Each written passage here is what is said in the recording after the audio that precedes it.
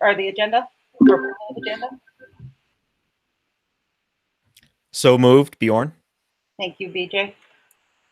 Second? I'll second that. Thank you, Samantha. You don't ever want to be called Samantha, right? That's what comes up on the screen. Oh, I don't mind either. Samantha or Sam is just fine with me. Thank you for asking. Okay. Is there any discussion on the question? Seeing nothing, please raise your hand to signify your approval. Okay. And if anybody is voting no, please raise your hand now. And if you're abstaining, if you could say something, because I think would be a little difficult. Okay, approval of agenda. We are now going to look at the minutes of March 3rd. If I could have a motion, please. So moved, Bjorn. Thank you. Second? Lenny will second. Thank you, Len. Is there any corrections or discussion of the minutes? Additions? Okay, seeing none, would you raise your hand, please, when if you approve of the current version of the minutes? Okay, thank you. If you disapprove, please raise your hand. Nope. Any abstentions? Okay, thank you very much. We have public input and announcements, and I did want to say, I guess right off, well, I was going to turn this over to Dave to explain why we're all on Google Meets and have a couple of other things, and then we'll go to the public. Yeah, you bet, Adrian. Thank you. First, just as a matter of protocol, a request for folks who are viewing tonight, thanks for finding us through the Google Meet platform. As you can imagine, as Adrian is trying to keep track of who's voting in favor, et cetera, looking at a lot of faces makes that challenging. So my request would be, if you're willing to mute your video, that way Adrian's only looking at the faces of the staff members and the board members so that she can keep track of that. But of course, if any of you are here for public input, which we do have 5 people signed up, of course, unmuting your video at that point makes perfect sense. So 2 actually really exciting things to share. One of which has to do with why we're meeting the way we are tonight. But the first is, I'd like to offer congratulations on behalf of the school district, on behalf of our administration, and want to recognize our very own Jennifer McLemore, who is here with us tonight. For those of you that don't know, Jen is our assistant principal at Mill River, and on Monday evening was named by the Proctor School Board as the next principal at Proctor High School. And we are really, really excited for Jen in that regard.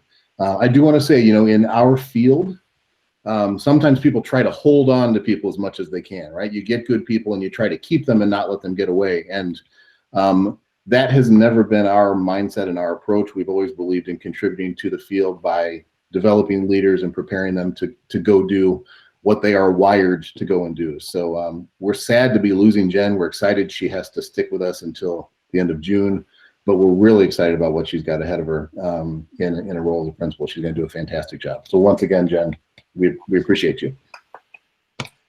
Also, I want to share some really exciting news. Our very own Brian Hill, who's our assistant superintendent, he and his wife had their second baby daughter in the middle of the night last night. And so while that was expected, the timing was completely unknown.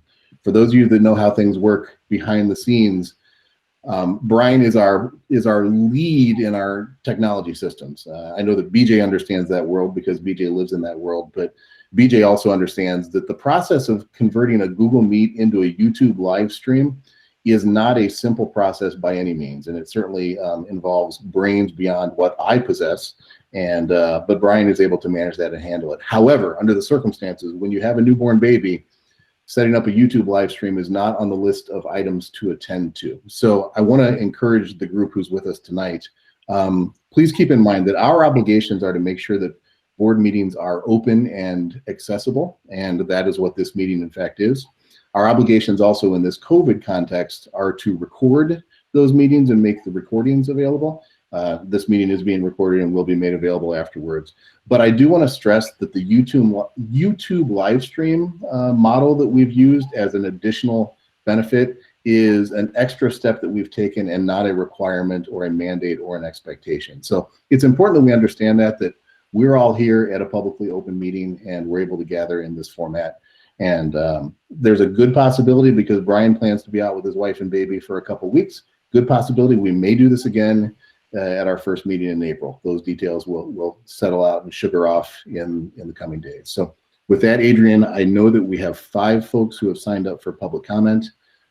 They are in order: Christine Billings, Gail Gillum, Todd Fillmore, Arn Majorel, and Tammy Heffernan. And I believe each has indicated that they are available to speak by video. So up first, we have Christine Billings. Welcome, Christine. I hope you've read the public comment instructions. I believe, we only have 5 people, so 3 minutes is fine. And we'll keep track of that for you. Try and interrupt you a little bit ahead of time. But go ahead. Okay. Hi. Basically, I'll just gonna read a letter and not do all the good things. On March 3rd, 2012, the school board was made aware of Ms. Raymond's front porch forum posting that was posted the day before town elections. The posting contained libelous nature items against 5 school board candidates and requested any questions to be directly, personally to her. This act may have affected the election results. Furthermore, the posting and statements provided no proof, whereas the statements she was vilifying are backed by email proof and citation of a number of laws. We respectfully ask the following: to hear a reply that delves deeper into the following as well. The process of selecting a board chair. Number 2, please explain how the board determined and voted Ms. Raymond as the board chairperson position without the public hearing A, the earlier referenced situation and the feelings of the board on that. B, why she may or may not be the best person for the job, even though she's been there for a very long time. C, of why other board members may or may not be a better selection for this position. Number 3, if she is proven guilty of libelous conduct via public apology and/or litigation, how will the board justify A, remaining her at the helm of the board chairperson, B, her remaining on the board as a transparent, contributing, and effective board member? In the past, we have been taken aback by the board's lack of real response and dialogue. Everything appears under the guise of legal rights for non-disclosure or executive session. After speaking with a few lawyers in the past, when we were visiting you guys a couple years ago, they stated that these were public issues and that it is the choice of the board not to disclose the information. We intend to continue on with the blessing of our homeschool journey, but mind you, we are still taxpayers and we're concerned for the school district and quality of non-political education provided to the next generation. And that is all I have. Thank you for letting me speak. I will submit my letter via email, and I know it's a written response. Thank you, Christine. Adrian, up next you have Gail Gillum by video, followed by Todd Fillmore, Arn Majorel, and Tammy Heffernan. Hi, I clicking the video, it's not making, I just have me, the circle. I don't know why. I think, We can hear you, Gail. So I'm not sure either, but please. okay, well, I think you're in charge of me being seen. So, and it's funny that my first thing is about Google Meet and making sure that we get to see your faces at these meetings instead of hiding behind the circle that I'm behind right now, which is kind of funny. My next concern is, has to do with John McKenna. I don't believe as a taxpayer in town of Clarendon that he should be considered based on comments written in an email to a taxpayer in town. And it was taken to the Clarendon Select Board. I guess he sent a letter to be appointed to fill this void that we have now with George being gone. And in his email, he called pretty much 2/3 of the town of Clarendon voters racist and homophobes. And I don't think that someone doing that should be considered as a seat on the board again. The town of Clarendon voted for a new person, and I don't think he should be allowed back in as a sitting member of the school board. Number 3, if I have time, last week or the last board meeting, I talked about school ranking and that I wanted Mill River to do its best to get our ranking back up to single digits instead of double. And I was really surprised that Mr. Younts had some sort of a rebuttal to me because I was under the assumption that when we come to a school board meeting, that it's just a one-way street and there's no interaction back and forth. I'm not saying that I didn't like that. That's fine, but is that going to be the new policy, or was that just like a happenstance that happened? And that's all I have. Appreciate my time. Thank you. Okay. Gail, if I could just make 2 comments. I'm not changing the policy of answering questions as we go along. John McKenna has withdrawn his name. I thought that was a reasonable thing to. Okay, thank you. Thank you for that. Yep, no problem. And thank you for your time. Thank you. Dave? Yeah, you bet. And hey, Gail, just to bring up the concern you expressed about video access, I just want the viewers with us tonight to know that I'm responsible for managing the meeting. And as I look at the names that are present, there are 2 things I have control of. I can mute people and I can remove people from the meeting, but I don't have any access to video control. So unfortunately, I'm not sure what the scenario is that's preventing the video from coming Maybe up. that was something I clicked. Yeah. So, okay. Thank you. Yeah, you betcha. Thank you. I am going to add something while we're on that subject, if you guys don't mind, as a tech guy. Google Meets did make an update in the past few months that if you have a slower internet connection, it will automatically turn off the video. So if you're seeing that video is turning on and off, there's a chance that it's because Google Meets is trying to allow you to stay on audio and hear what's going on. So there is that little extra thing that may be happening with video. Thank you, Vijay. That's very interesting. Okay, our next speaker. Adrian, we have Todd Fillmore, followed by Arn Majorel and Tammy Heffernan. Okay, Todd, you have your 3 minutes. Good afternoon. Good evening, everybody. Thanks for allowing me to make some comments. And thank you to Dave Younts for explaining the details behind the change tonight. And with that in mind, I kind of owe you folks an apology. There were certain suspicions that were discussed through email. Unfortunately, there is a great deal of suspicion flowing about, and it has a lot to do with certain acts in the past which don't bear up under close scrutiny relative to transparency and open meeting laws. With those thoughts in mind, I would like to share some thoughts. Recently, comparisons to national politics have been evoked regarding allegations of misdeeds by members of the Mill River School Board. I recall the repeated refrain from the recent impeachment managers against the president that, quote, no one is above the law. I agree with that with every fiber of my being. I would now like to read a list to you folks who are listening. 1 VSA 310, 1 VSA 311, 1 VSA 312, 1 VSA 313, 16 VSA 264, 16 VSA 563, 16 VSA 1623, 20 USC 1232H, Mill River Policy B3, Mill River Policy E4, Chapter 1, Article 7 of the Vermont Constitution, Chapter 1, Article 13 of the Vermont Constitution, and Title 6 of the Civil Rights Act. Since last June, I've personally witnessed various members of the Mill River Board and Superintendent variously violate, ignore, or abuse these laws, those very laws that I just cited. Policies and civil rights in their deliberations and interactions with parents, voters, and students.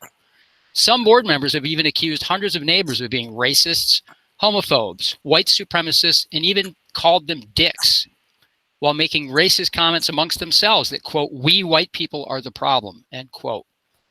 All of this is verified in the public record, and none of my claims along these lines have been publicly refuted.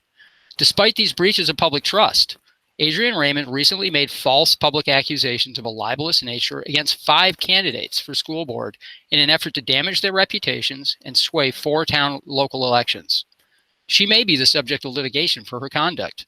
Shockingly, Adrian was elected board chair by many of these same individuals with no discussion of these known facts, none whatsoever. 2 of Adrian's victims are now board members in evidence tonight, at least one. No one is above the law. Keep that in mind, folks. Those words echo in my mind. As you evaluate the conduct of board chair Adrian Raymond later this evening, I ask the board today, do you share my emphatic belief in that ethic?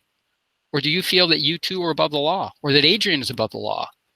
I fully believe that I represent the voice of hundreds of residents in respectfully demanding that Adrian Raymond step down as board chair until this matter is resolved through a full board inquiry and the Court of Public Appeal. Try and finish up. Thank you very much. That's all I have to say. I appreciate your time. Thank you. Adrian, we have Arn Majorel next, followed by Tammy Heffernan. Arna, would you like to start?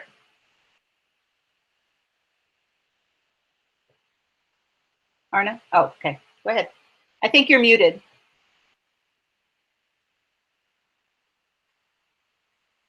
Nope. Dave, can you see if he's muted or? Yes, it appears Arn is muted, but I don't have the ability to unmute. I can only mute. I apologize. I can't do anything with that. Okay. There you are. I can hear you now. Thank you. Thank you. Okay, so what I want to talk about is, I think, what was already being addressed. So this is about what was put on Front Porch Forum by Adrian Raymond.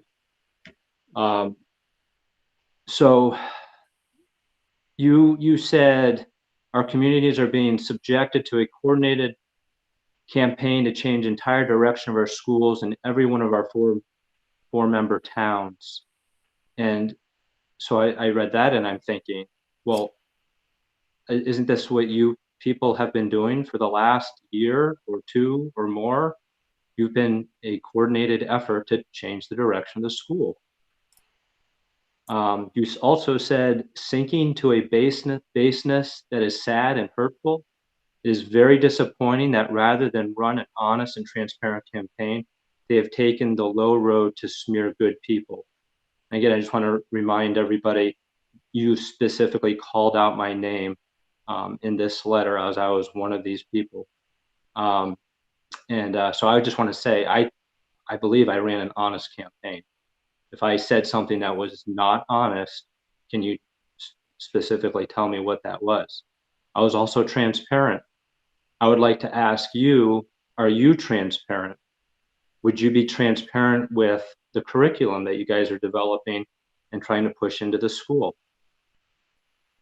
You also mentioned smearing. They smeared good people. Okay, I would like to know, what did I say and who did I smear? You specifically named me as somebody that did that. And I'd also like to remind you that I lost by 6 votes, and you put this out sometime just before the election. Then you talked about widely distributing a letter. I did not distribute any letter. I distributed it to no one, but you said that I did. And then you said that we're being subjected to tactics similar to what is occurring at a national level. And I think this is really where it just struck me, is that's the problem, is that you people think this is all about politics. And it is all about politics to you. It's about pushing your very left ideology into the school and onto the kids, which in my opinion is very inappropriate. And I just wish we would get back to fundamental good education in the schools. I have 4 kids that would be in the schools if it wasn't for the shenanigans going on. I'm just so disappointed. I hope that you really consider the things that were said here tonight. Arna, are you, your 3 minutes? I'm done. Okay, thank you very much. Final public comment is Tammy Heffernan, also by video. Hi everybody. It's weird to be on this side of the screen, but I just wanted to pop in and to first of all congratulate all the new board members. I wish you well, and I hope that you have as much of a good time on the board and do as much good as you can, and know that I wish you well. But my main purpose for being here this evening is I was very sad to hear that George Ambrose is leaving the board or has left the board. And I wanted to congratulate him and recognize him for the work that he did for the Mill River Board and for the other school boards prior to our Unified Union District Board. And I think that it was important to do that publicly, and I couldn't think of a better forum to do it in than in this meeting. So I just wanted to say that in my opinion, George was a wonderful board member. He was the quintessential board member. He always had a nice thing to say to everyone, students, board members, faculty, staff. I know walking into board meetings with George, if he saw anybody, he always had something nice to say to them. He was always even-handed. He was always fair. He always listened to everyone. He disagreed with us. He agreed with us, but he was always respectful to each of us and to the community and to the students. And he had wonderful facilitation skills and always brought us around when we needed to. And most of all, I guess, it was his favorite part of the meeting, the transact other legal business, for which I think should be renamed the George Ambrose portion of the meeting. And he always had a wonderful ability to make us recognize that we could do our work, do it well, and still have fun by his wonderful little jokes and puns that he would throw our way. So I just want to publicly wish him well in his retirement from the board, and wish you all well in work, and just good luck to all of you. And that's it. Thanks. Thank you, Tammy. Take care. I'd also like to add, even though I'm not a member of the public, my congratulations to George that he retired again from his many, many careers, and how much we appreciated his work for the board through the years, and how much I personally appreciated him. He was a wonderful board member. Dave, were you going to say something? Yeah, I could just pile on the George Ambrose train. Go ahead. Grateful for George. George is a person who I respect and admire greatly. 7 years in this role for me, and I learned early on that George was in addition to being a doctor, having his doctorate degree, which he didn't like to speak very much about. I jokingly called him Dr. Ambrose one day, and he said, yeah, that's actually true. I have that, but then it never came up again. He's a former school administrator and a former educator, so he always had a lens on how to look at the work that goes on in schools and in a school district, and was always able to provide insight, perspective, mentoring, and just a gentle hand and a firm word sometimes when necessary. I think we can all agree that George's puns were the worst, but they also were the best. And many of us enjoyed trying to beat him to the punch on occasion, which he took great pleasure in. And George is still with us. I feel like we're he's not here, but I just need to say publicly that my time with all of our board members, I appreciate and value, and people like George who've been at it for a long time deserve our respect and appreciation. He has represented Clarendon and the 4 communities of our district incredibly well. So just really, really grateful for him. Thanks for letting me say that, Adrian. Yeah, I ditto to all of it. I don't know if anybody else wanted, I don't want to cut anybody short if there was any other comments, but other than that, if I don't see any hands, we will go to principal updates. And since I was not let to given any slack at all, Fred, would you like to start? Fred. I would love to, yes. Okay. Your picture is frozen, so I was like, he's not even paying attention. Go ahead. No, I'm here. Okay. First, welcome to the new board members, and thank you for the work that you're about to put in for a while. It's sometimes not easy, but very much appreciated, so thank you for that. We just ended our second trimester. The time flew by. and our parent-teacher conferences that are scheduled for this week and our full day on Friday. We're excited about our Clarendon Community Complex. There are a few very key players, parents and friends that are a part of that. But I just walked the field with Joe Casella and his project manager, and they're going to come in as soon as they can access the field and mold a soccer field for us and put in a baseball diamond, softball diamond kind of thing. So that's really cool. We have some kids engaged in the design work in the garden. We're teaming up with our after-school folks. They're going to start seeds for beds, flowers in the Peace Garden. And one cool thing is, we've got a mini grow lab that they're working with inside and helping all the other primary kids learn how that goes. And we have the Year of the Book, our Cliff Grant. It's the Children's Literacy Foundation. Not only provided books for the children, our classroom libraries, but also our Clarendon Public Library. It has provided money for the classroom teachers. Our pre-K team has purchased manipulatives for improved literacy instruction, like magnet letters and boards for our youngest learners. And although we have not been able to take advantage of the school-wide presentations that they do so well because of COVID, there's been many, many benefits to our kids and teachers alike. And lastly, I'd like to congratulate Joe Bertoloni, who has been selected by his peers, nominated by his peers, and selected as Teacher of the Year for our elementary school. So congratulations to Joe. And that's all I have. Unless you have some questions, I'd be happy to fill in any blanks. Seeing no hands. Maureen, are you? I don't see your. Oh, excuse me. Doug does have a question. Go ahead. Yeah, I just, how'd your birthday go, Fred? It went well. It was extremely filled with cookies and smiles, and I enjoyed every bit of it. Thank you very much, Doug. Yeah, mine's up in a couple of weeks on the 2nd, and it'll be nice to have some cake and ice cream and just sit on the porch, and hopefully the sun will be out. Absolutely. I probably have some leftover cookies for you. Yeah, I'll take you up on it. Thank you. Okay. Jody, do you want to go next?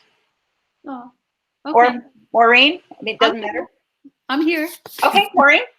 Okay, so TMS teachers are working hard to address the children's academic needs. These were exacerbated by the COVID remote learning last spring. The teachers are focused on providing struggling readers with double doses of guided reading and guided math. We've also been focusing on recognizing stereotypes and thinking critically about the impact that media has on our assumptions. Additionally, we also received a grant during town meeting from the Timoth Community Fund for working within the community to build compost bins or worm farms. I know that's exciting to everyone, worm farm. And we've received our updated climbing equipment, and we're ready to roll next year using the climbing wall. It's been out of commission for for as long as I've been there, for 7 years. That's in the community center. We also were able to purchase not only the snowshoes for the 1 or 2 classes that we requested, but we found such a good deal. We have snowshoes for the entire school, and they were supposed to come this spring, but it's a little late. They're kind of out of stock, but we're ready for next year when we do our scat and track with the fish and wildlife. So the only thing else, and we're looking forward to the spring when we're going to be constructing our literacy trail with the community as well. The only other thing I want to add to that is that we are going to miss George, and thank you so much for all the work that he's done. So, and does anyone have any questions? No. Okay. Jody, you're on. Thanks, Maureen. Thanks, Maureen. So if you know a Shrewsbury kiddo, ask them if there were any leprechauns in the school today, because there were some pranks that little leprechauns did last night. Happy St. Patrick's Day. And also I want to welcome the new board members and say I wish that I could invite you to come visit our school in person, but because of COVID, we can't. But please reach out if there's any question, wonder, or anything that you ever want to know about the Mountain School. So we've been up to all kinds of fun. We have been doing a lot of great science lately. The pre-Kers practice being engineers and made some very cool inventions. We have been doing some heating and cooling experiments. Today, there were some experiments with creating rainbows. We've been going outside quite a bit, snowshoeing, lots of sledding, and Erin Kloshim, our PE teacher, made this giant snow maze for a snow maze tag, which was an epically good time. I got my cardio playing with some kindergartners in that. Report cards just went out. As Fred said, we have parent-teacher conferences coming. Something that's been really exciting lately is a Shrewsbury community member saw how hard our kids were working during this pandemic and brought us a really cool special gift of 2 big chainsaw carved bears about as big as our kiddos. And as soon as the ground is hard enough, those 2 bears are going to go right up on the hill overlooking the mountain school, right where the kids play pretend, and they'll be a really amazing addition to our school. Lastly, I want to mention that this week, through support from our coaches from our Farm to School grant, we'll be sending out requests for local farms who would like to partner with our cafeteria next year. And so that's a really exciting goal we've been working on to see if we can support our local community and our local growers during this time. So if you know a local grower that wants to sell to the cafeteria, let me know, and I will be sending it out in my weekly this week. Any questions? All right, thank you. Guess I don't see anything. Dan? Last but best, maybe? I would not ever dare take that away from Tyler. Oh, this is true. I was thinking of the elementary schools. Sorry. Okay. Well, good evening. Welcome, new board members. And if they're out there, farewell, the past board members. We appreciate all of your service to our students. I want to congratulate you who are now a part of the board, and I look forward to working with you. But I also want to give a major congratulations and shout out to our very own Para Employee of the Year, Mrs. Jane Campbell. Woo! I love everyone on our staff, but when I saw Jane's name came up, I was in full agreement. She's one that I've had many personal conversations with, and it just flows out of her mouth. The love that she has, the care that she has, and the concern that she has for our kids, not only their well-being, but also their academic support. And so I think it's a good example and testament that she shows just through her actions. So she's one of the first people at the site every day. She beats me there because she's part of the early care program. So even before 7 o'clock and I show up, we wave at each other as she's at the far end of the hall in the library and I'm coming through the entrance. And so I look forward to that wave. And then she bounces around throughout the day supporting any grade level that has the needs. And she's very well versed and experienced to do that.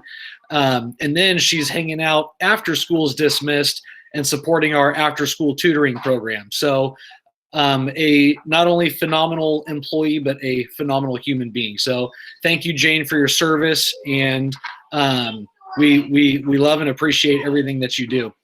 Our school has been focusing on just our school-wide expectations of being respectful and accepting responsibility, practicing responsibility and being safe and working together. And one of the things that we've done is we've put together these half slips that are positive pause that recognize students who are meeting these expectations and doing random acts of kindness. And when they get these positive pause, they go around and they have a couple other staff members sign it to acknowledge it. So there's a little mini celebration there. And then they come up and drop them off in the basket in the front office. And there's a little bell that they ring. and we have a mini dance party for each person that rings that bell. And then I've been giving them a shout out during morning announcements, just blowing through the list because there's a lot each day. And if I explained every reason why each person had earned it, the morning announcements would already be longer than they already are. And I don't think anyone wants that. But it's just important to recognize how well our students are doing. And sometimes we lose sight of that because one negative thing will take all of our attention away from the 10 positive things. And so I want to recognize our students for all their hard work that they've been doing.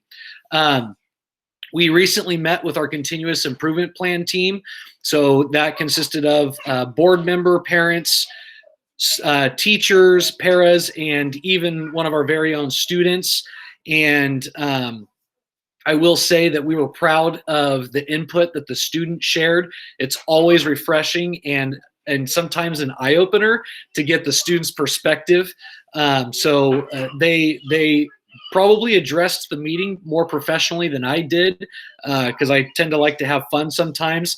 But she just did a really good job. So we thank her for that, and thank you for the team for dedicating some of your time to help look at some of the data for our school to help us identify some areas for focusing on moving forward. One of those areas that we noticed in between math and English is that though we made growth in both areas, we did not make as much growth in math.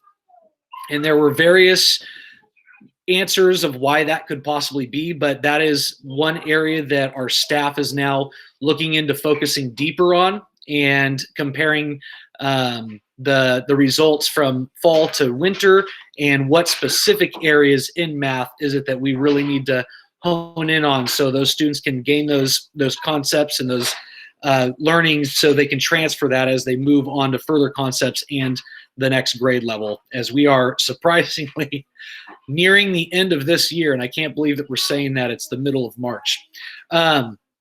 I did want to give a shout out to Gary Marcy. There has been a pond that grows, I guess, in the rain season into the winter season. It turns into an ice skating rink. And to be honest, I actually was thinking of putting borders around it and having our very own ice skating rink. And Gary, unfortunately, but fortunately, ruined my plan and actually located, there was a broken pipe underneath a tree. Yeah, I know, mud season's here. But there was a broken pipe under a tree, and these guys had to trench down. They had to take out a tree, and they were able to reconnect and pipe around. And almost instantly, this big water puddle dried up. And so I know that there has been a lot of staff making positive comments about that because it was quite atrocious. It was its own little biosphere of Vermont mud season, but 24/7, 365. So that now is the thing of the past, and it's a little more safe as students are walking through there. So thank you, Gary, for your attention to that. I will say that the positive pause these kids are earning are being connected like a chain along the walls through our hallways. And I made the announcement to students, which was based on a student request, actually. I asked them, what do you want to work for? And the kids love me so much that they want to throw pie at my face.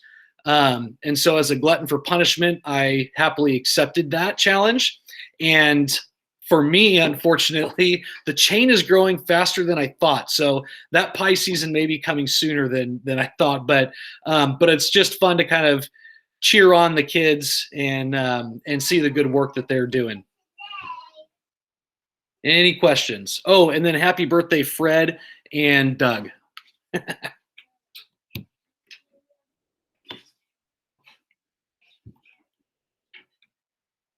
Excuse me. We're on to the high school. Tyler, it's your turn. Thank you, Dan. Good evening. And again, as everyone else said, welcome to our new board members. Thank you for your service. It's a huge job and sometimes thankless. So thank you in advance. It's been a long time since we've talked with one another. It's been, feels like a month or so. But so I got some really cool things to talk about. Probably the coolest thing and that's happened in the last couple of weeks is Music's back inside. Our students, our teachers of it are extremely excited that we are able to now sing and play our band instruments inside. And the funny thing is, our kids weathered, and I no pun intended, sorry, George, weathered so much in the fall and early winter of singing outside in single-degree temperatures. Now they can go inside when it's nice and warm out. So, you know, we're being flexible, and now they're going outside because they want to, not because they have to. So moving on there to our own Jen McMorris, who I have to say congratulations to for the Proctor principalship. 2 weeks ago, she came up with a fun activity for all of our kids to do. It's a weekly Kahoot challenge.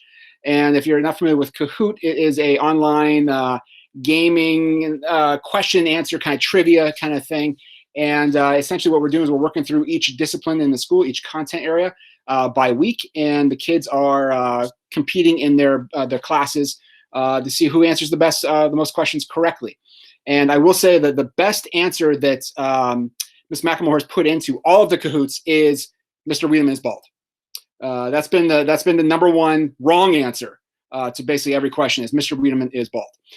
Although some of the kids' favorite ones, even though they know it's wrong. Another really cool thing, walking around the building these last couple of weeks, and you know, our kids are old. You know, our kids are you know, they're getting to be a young adult, and in the halls, you know, they have access to their phones, and every once in a while, you see this amazing smile go on a kid's face when they're on their phone in the change of class, and you figure out what's going on is they're getting accepted to college.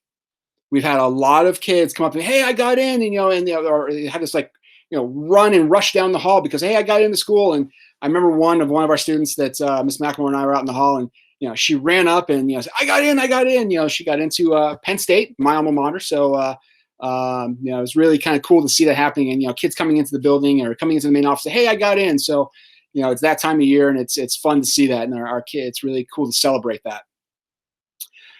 Spring sports start April 5th, so I can't believe our spring season is almost upon us. It is nice outside, but there still is that white stuff around. So hopefully we can keep our fields clear. I was talking with Mrs. Bride and Kim Maneri just yesterday that I remember last April we had a big snowstorm that almost created a snow day, and I remember my girls doing a snowman in the yard in April like 15th or something. So hopefully that keeps off, and we can keep our fields snow free so our kids can get outside and participate in spring sports. Another really cool thing is next Wednesday, let me give you a little background on this.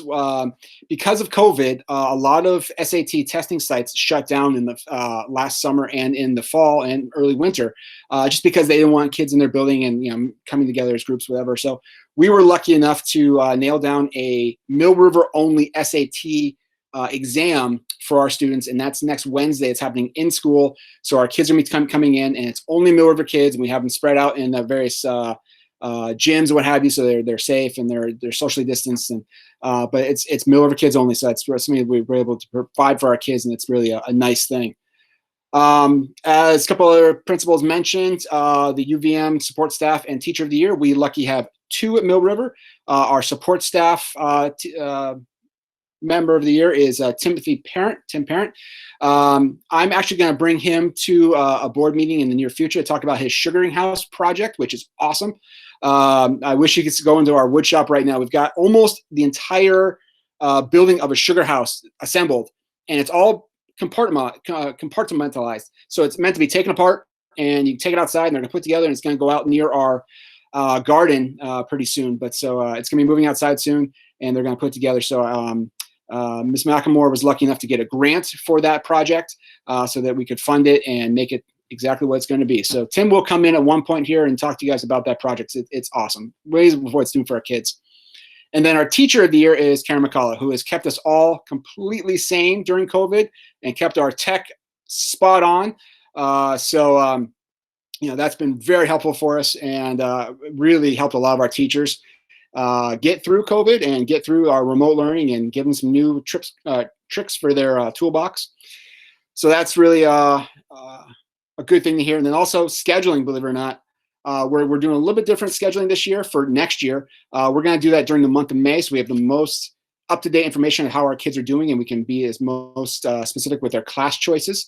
So that's coming up pretty soon. We're going to be developing that schedule or that class schedule, then they'll put out with teacher recommendations and what have you. And another thing that I want to kind of tease out there, and I'm sorry, I know I'm going a little long, but is graduation. I want you to know that Mill River administration and central office staff are working on contingencies for graduation.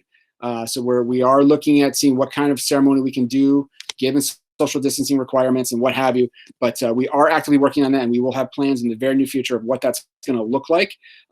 Just so you know, we've gone from completely traditional ceremonies that we've had in the past. I have all the chairs and the stage ordered and ready to go for us, to something a little more restrictive, depending on, again, safety and health guidelines. So we are working on that, and again, look for some more information about that in the coming weeks. So with that, any questions on anything?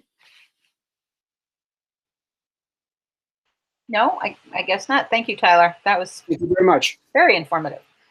We can move on to central office reports. Dave, do you want to lead off, or? Yeah, you bet. Happy to. Thank you, Adrian. A few things to share with you tonight. Obviously, I have my written report. If anybody has any questions about that, happy to respond to those. But first, I want to build on something Tyler said, and it's important that I be the bearer of bad news on this particular one. One question that's bubbling up this time of year is prom. What happens with things like prom?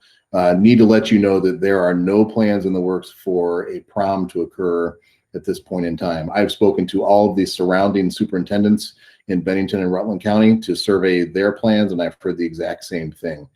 Primary reason for that is the guidelines from the state don't allow us to do that type of activity. We're not allowed to gather that many people in a place. We're not allowed to organize the venues that would be required for that type of thing. It's an unfortunate loss, but thankfully, as Tyler mentioned, graduation is very clearly on the horizon in some way, shape, and form that will hopefully feel at least more normal than last year's graduation did. And our folks are going to do the best they can to organize that in a safe and productive way.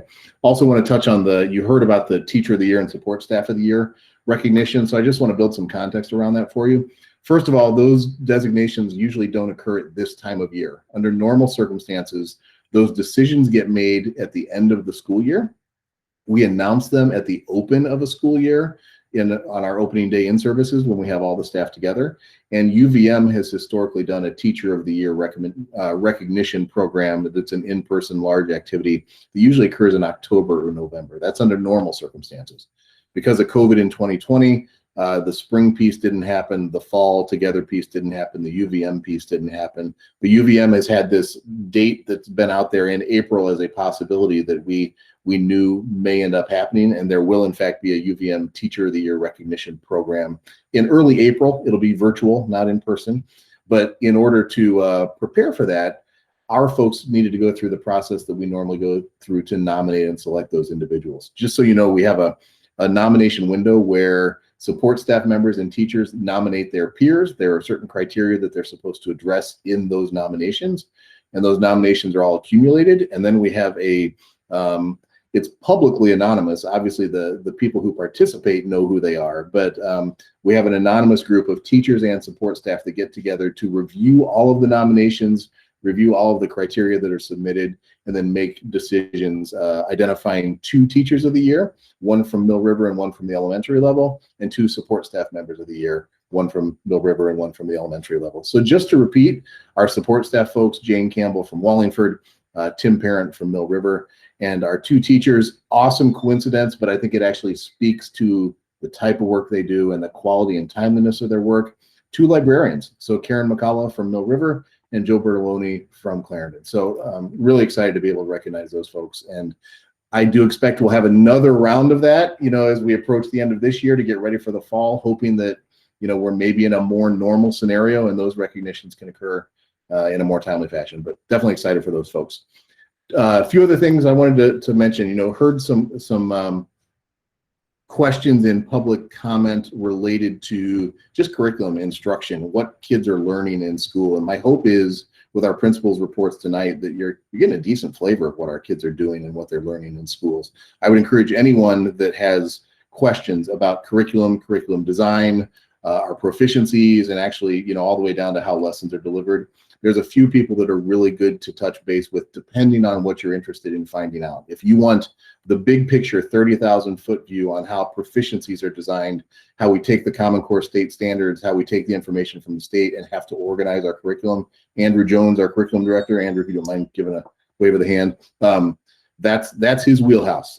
He's a doctor for a reason in that regard, and he can talk circles around all of us as it relates to that. I'll also say that each of our principals is pretty darn skilled at knowing what's going on in their buildings across the levels and how that learning and instruction is organized. And I would, of course, encourage folks to actually talk to classroom teachers. If you want to know what's going on in classrooms, the best people to talk to are the people in the classroom. So don't hesitate as board members or even as parents to reach out to those classroom teachers and just make those connections to build a deeper understanding. We are more than happy to accommodate that. Also want to talk about April. I mentioned this in my written report to the board. You know, if we are watching the signals coming from Montpelier, I would suggest that we are seeing the governor attempting to remove the barriers that have been preventing 5 days a week instruction at Mill River for us. Those barriers very specifically have been the 6 foot distancing requirement, which is what keeps us in the hybrid mode, and then concerns about vaccine and you know, the safety of being in a school environment for school staff and students. As you know, the vaccine barriers are tumbling down and progress is being made in that regard.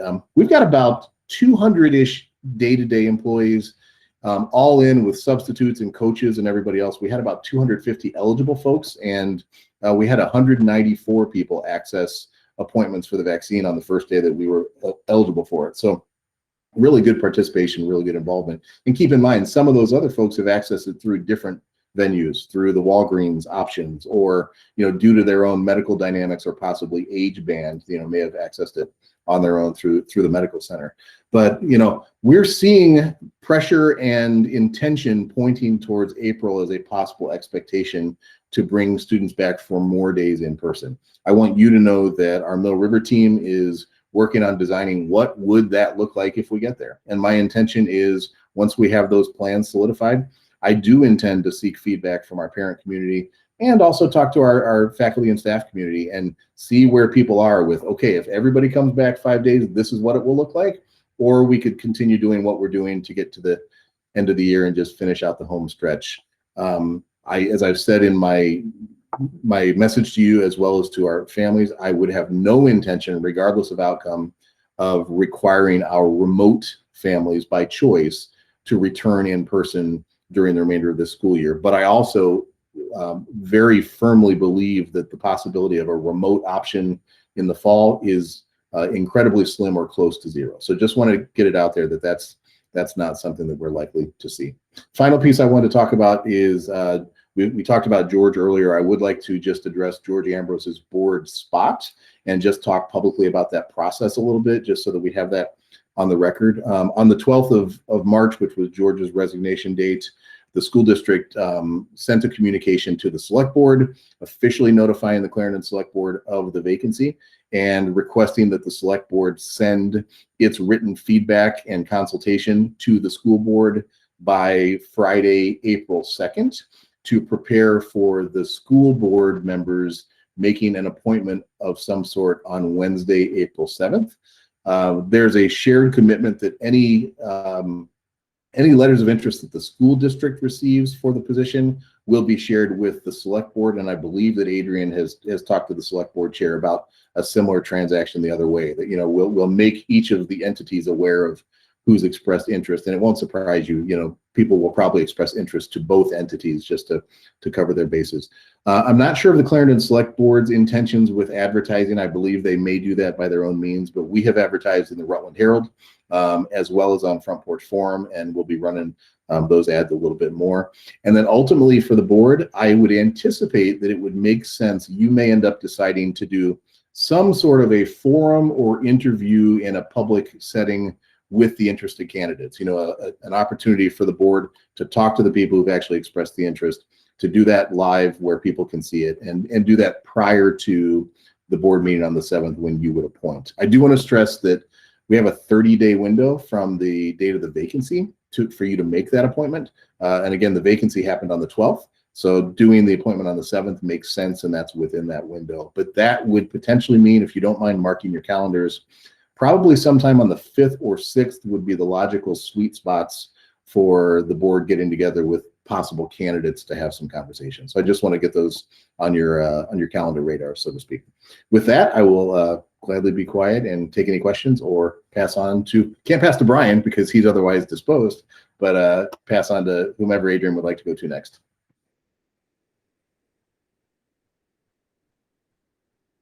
Doing that. Are there any questions for Dave? Okay, Coral, you want to come up next? Sure, thanks, Adrian. So it, won't surprise folks, but in the special ed realm, we've been very, very busy. Normally in a pre-COVID, typical school year, February to April tends to be very, very busy in the special ed world. And probably the largest reason for that is just that this is what I kind of call evaluation season. This is sort of the typical time of the school year when we start to receive an increasing volume of requests to evaluate kids for lots of different reasons. So I would say that this year is definitely not unusual in that respect. But obviously it won't surprise you that with COVID and the, pretty drastic amount of time that kids were out of school or away from traditional schooling, there are concerns for their learning, their growth, their progress, and that kind of thing. So we are very, very busy this year conducting evaluations. So moving right along in that arena. The other thing that's been interesting this year, I guess, is that starting to get a handle on some of the little kids that are out there that are going to be. So this is about the time of the year that my partner at Children's Innovation is an organization that we partner with in the state. Sorry, I was getting the wave. I didn't know what's happening there. Coral, you're breaking up. I'm not quite sure. Maybe take off your video so that we can understand you, because we missed a little bit of what you said. Maybe the last 2 or 3 sentences. Is that any better now? Does it sound quality any better? I'm not sure what it is. Can we come back to you? Maybe wiggle all your cables and do all those technical things, right, Brian? Or BJ, sorry. Brian's not here. Andrew, would you like to take over, and we'll hope that Coral's. Yep, sounds good. All right, well, good evening, everyone. And once again, welcome to all the new board members. So recently, the Agency of Education has released the details for what they're calling education recovery planning. And so they have some very specific timelines and lots of documents that Brian and I have been poring over to make sure that we are doing everything that the agency is asking. Right now, the main focus is looking at and collecting data to kind of get a sense of where students are at in kind of 3 main realms that have been set up by the Agency of Education. Those 3 areas are academic success, social emotional learning, and kind of well-being, and then also truancy / engagement. And so we'll be looking at kind of collecting some interim data on those things, kind of get a general sense of where our own students are at. And then from there to start developing a plan for not just next year, but really upcoming years, because this recovery effort, it's not something that is just going to be in the short term. We really need to look at this over the long term. And so there'll be some, extra supports we'll be putting in initially, particularly with the funds we'll be getting through the various grants and, money that's been coming from the federal government that can help with the recovery planning efforts. But, when we look at some of our academic success and achievement pieces, a lot of that is just kind of re-engaging with work we've already done before, particularly in the realm of Act 173, which we've really just started scratching the surface on the implementation of that. And so a lot of the stuff that's already kind of been started, we can just re-engage with that, because that will support our work moving forward. And so as we continue to develop this plan based on the timeline of the Agency of Education, Brian and I will certainly provide kind of updates on that. But right now we're in kind of the brainstorming phase of looking at, what our specific needs are and kind of going from there. So that's all I've got. Thank you. That was very informative. Thank you. I guess, Gary? Good evening, everyone. I really don't have a lot to add to the written report, except to ask that the Buildings and Ground Committee members of the board realize that we are going to go over in quite detail some of the recent bids that we've received for the roofing project at Timoth Elementary School. Some of the bids that we've received for new buses. We'll also be discussing other pricing that we're getting for vans and the reason we're getting pricing on vans associated with our current transportation needs and what we're kind of thinking about for the future. So our next meeting, for those of you, typically would be the first Tuesday of the month. So that would be, I believe, the 6th, just in time for getting together to possibly make some decisions so we can come to the board on the 7th for some recommendations associated with those bids. I'd be happy to answer any questions that anybody has, however, or we can discuss further at our next meeting. It might actually be a good time to try and schedule that meeting if we're talking about interviewing possible new board member on the 5th and the 6th. Could I send? I'll have Dave. Would you send around maybe some kind of a poll to figure out when, just as an we can get that committee together? You bet. We'll get B&G scheduled and we'll coordinate the board candidate forum or whatever format that takes alongside that. No problem at all. Okay. I know you need the advice, Gary. Do you have anything else, or does anyone have any questions for Gary? Okay, seeing none, Carrie, you are up. Thank you. And good evening, everyone. And I wanted to just join my colleagues in welcoming the new board members. If you ever have any questions about our after school and summer programs, feel free to reach out to me. Be glad to answer those. We're a little bit unique in terms of our system. We operate about a about $270,000 budget, maybe $280 this year, and only about 4% of that actually comes from the local school budget.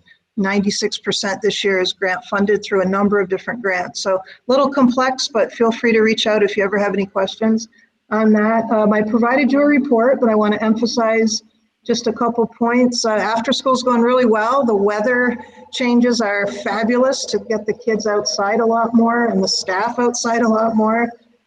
We did learn recently that we'll be losing our fabulous site coordinator from Shrewsbury this year at the end of the school year to a move out of state. Sarah Fry has just been a wonderful part of our team, actually from the time she was a teenager and volunteered with us.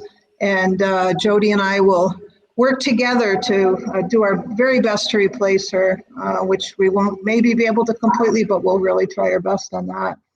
So finally, just want to mention our primary focus right now is summer program. And I have to say, we just are so excited about this. Last year, we weren't able to provide a summer program because of COVID. And the year prior, we had a very limited summer program. We had a lot of work going on across the district in our buildings. And so we limited enrollment. So this year we're ready. And of course, the kids really need it badly and the families are looking forward to it. So we'll be running a 5-week program from the last week of June through the end of July this year. Tracy Tinsley, who's just a terrific leader of our Clarendon after school program, currently has been for several years, will be leading our summer program. And we are really gifted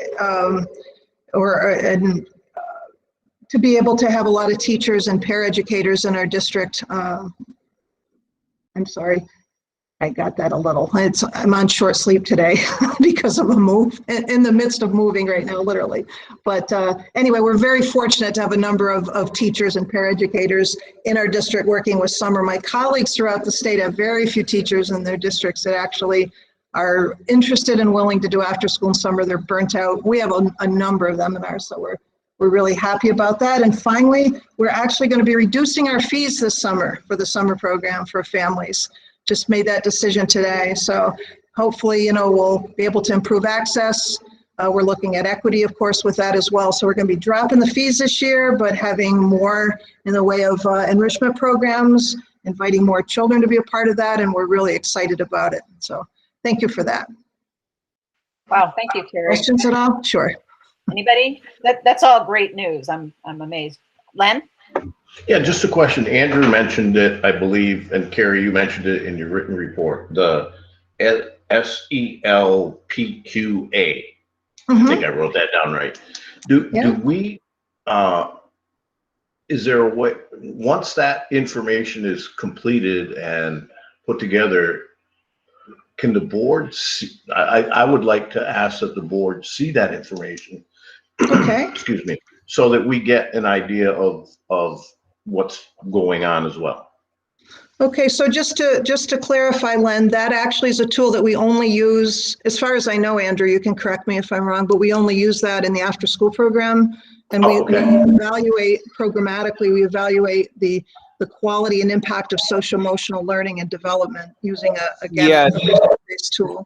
It's not something that we use, but Len, when we collect the data for the recovery planning, we can certainly share some of that stuff with the board for sure.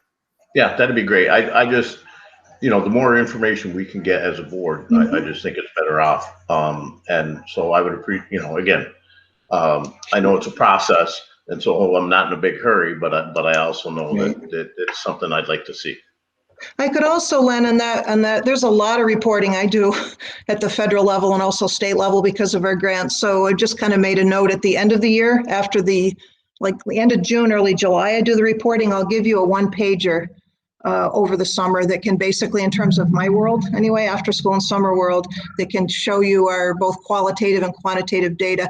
I actually track, I'm going to just throw this in, I track data myself on top of what we're required to do. And one of the really interesting indicators is summer learning loss, which is, again, you know, a national phenomenon whereby children that are from low income groups tend to lose over the course of the summer. And we actually have 9 years of data that shows that for students in our district that have participated in summer programs, there's a statistically significant decrease in their summer learning loss if they've attended at least 3 weeks of summer programming. And so the last 2 years, we haven't been able to do that, but certainly be happy to share that with you and do, again, just a summary so I don't bore you with all of the pages that all turns out to be in the end. But thanks for being interested in it. No, that'd be great. And just so you know, I'm a big fan of summer programs, even at the high school level. So I think the more we can do with those kinds of things, the better off the kids are. I agree. Thank you. Thanks, Len. That was a great question. Stan, I almost forgot you. It's your turn. I think Liz wanted to ask a question first. Oh, sorry. I was trying to unmute myself. Sorry, I had my hand up. Yeah, I just wanted to also raise up the after school and summer program. And Carrie, I will look forward to seeing your qualitative and quantitative report because I'm interested in knowing how many jobs this offers our community. I am a parent who utilized after school and summer program, and I have worked in the summer program and benefited as an employee. So I just want to raise that up. It's really a wonderful program. And I would like to share with everyone because I suspect you don't know, that Jennifer McLemore and I, years ago, worked in the summer program together in the Rutland City Public Schools. That was a long time ago, Ms. McLemore. Thank you for that, Liz. And we do have numbers in terms of the number of regular school day staff that we employ across the district, and it's significant. It's maybe 65 to 70 individuals a year altogether. So thanks for making that point. And thanks again for your patience, all of you, with all of me for my not sleeping for the last 33 hours. Thanks. Thank you, Carrie. Sorry, Stan, you're back up. Hi, everybody. I did not prepare a report for this board meeting due to time constraints, but I am planning on having a full report, financial report up to date. I hope to have that ready to send out to all board members on Friday so that you'll have it in advance for our finance meeting on Monday evening. So you can be looking for that in your email on, sometime late Friday afternoon. You should be getting a report from me. Just an update on our financial audit for FY20. It is still going on. Last week we were still sending them information because we are doing it remotely. So we scanned, a few more 100 documents and sent that to them. We are getting near the end, but I would not expect to see a draft until probably sometime in early April. And I will just continue to keep you updated on the status of the FY20 audit. That's all I have. Thanks. Thank you, Stan. Does anyone have any questions for Stan? Okay, thank you. We'll move on to Adrian, can we go back to Coral to see if her? Oh, Coral. I'm sorry. Yes. How's your mic doing, Coral? I don't know. Let's find out. Can you hear me? Yeah, and I don't hear any of the crickle crackle either. Great. This has been happening, and so this reminds me. So Mr. Hill was supposed to fix this for me, and I forgot, and so now I don't know when I'll see him again. But he is off celebrating something far greater than fixing my microphone, so I'll just let him be. I was actually almost done. I just was going to say that. Just the last thing kind of keeping the wheels turning in special ed right now is that we're learning about pre-K age children who will be coming into our school district in the fall. And so we're doing some advanced thinking and planning about how to meet the needs that we're learning about that are out there. So I just find that really enjoyable because the kids are so darn cute and they're so little. They're like little babies. And it's just enjoyable because you meet a lot of moms and dads and caregivers who are like super nervous and they've never done this before. They've never sent a child off to school. So it's just kind of neat to learn about their kids and to be in a position of being able to reassure them, like, we're going to take really good care of these little ones. So anyway, so that's kind of taken off as well. So yeah, that's what we're up to in special ed. So sorry for the mic disruption. No, thank you. And I'm glad we got to hear about the little kids. That does sound very sweet. Yeah. Did anyone have anything that they wanted to ask Coral from what you said now or before we move on? Okay, I don't see anything.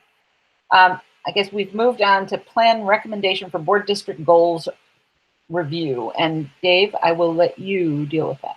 Yeah, actually, Adrian, if you don't mind, I think we jumped something, which is, no, we are on the board goals. I am reading the agenda.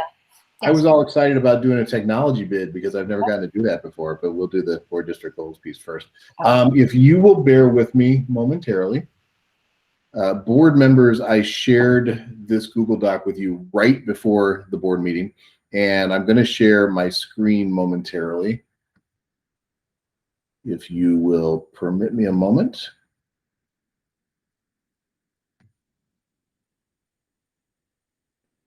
Okay, my hope is that you are able to see something that says goals review proposal. And it looks like a memo, so to speak. Are we all on the same page? Everybody looking at that? Cool. So board members, just some background for you. In our current board and district goals, we have plans for October and April updates. Because of COVID-related things, we delayed the October one to November last year. April is coming up. But also Len and I've had some good conversations about just, making sure that we are strategically navigating goals, revisions if necessary, and having the conversations to make sure that our goals are accurate and what we think that they should be. So what I have for you tonight here is just a proposal. This is not listed as an action item on the agenda. I'm essentially just looking for feedback along the lines of, does this make sense, or is there something that you think might be better tweaked, etc. To go over this just piece by piece, my proposal would be to provide what would have been an April goals update to the board on June 16th at that regularly scheduled PD slot from 6 to 7 that occurs before the board meeting at 7. The reason for this actually is the way the assessments are falling out in terms of having the data available. We know that our Star 360 data, which is a part of our board goals, that window closes June 5th. So we know we can have that turned around and have that data ready to share by the 16th. And additionally, you know, graduation data. Graduation date slips my mind, but it's always the second Wednesday in June for us. And we'll have those numbers firm and solid. So that would be the reason for that proposal there. Then going further, as we get into July, especially for our new board members, you know, the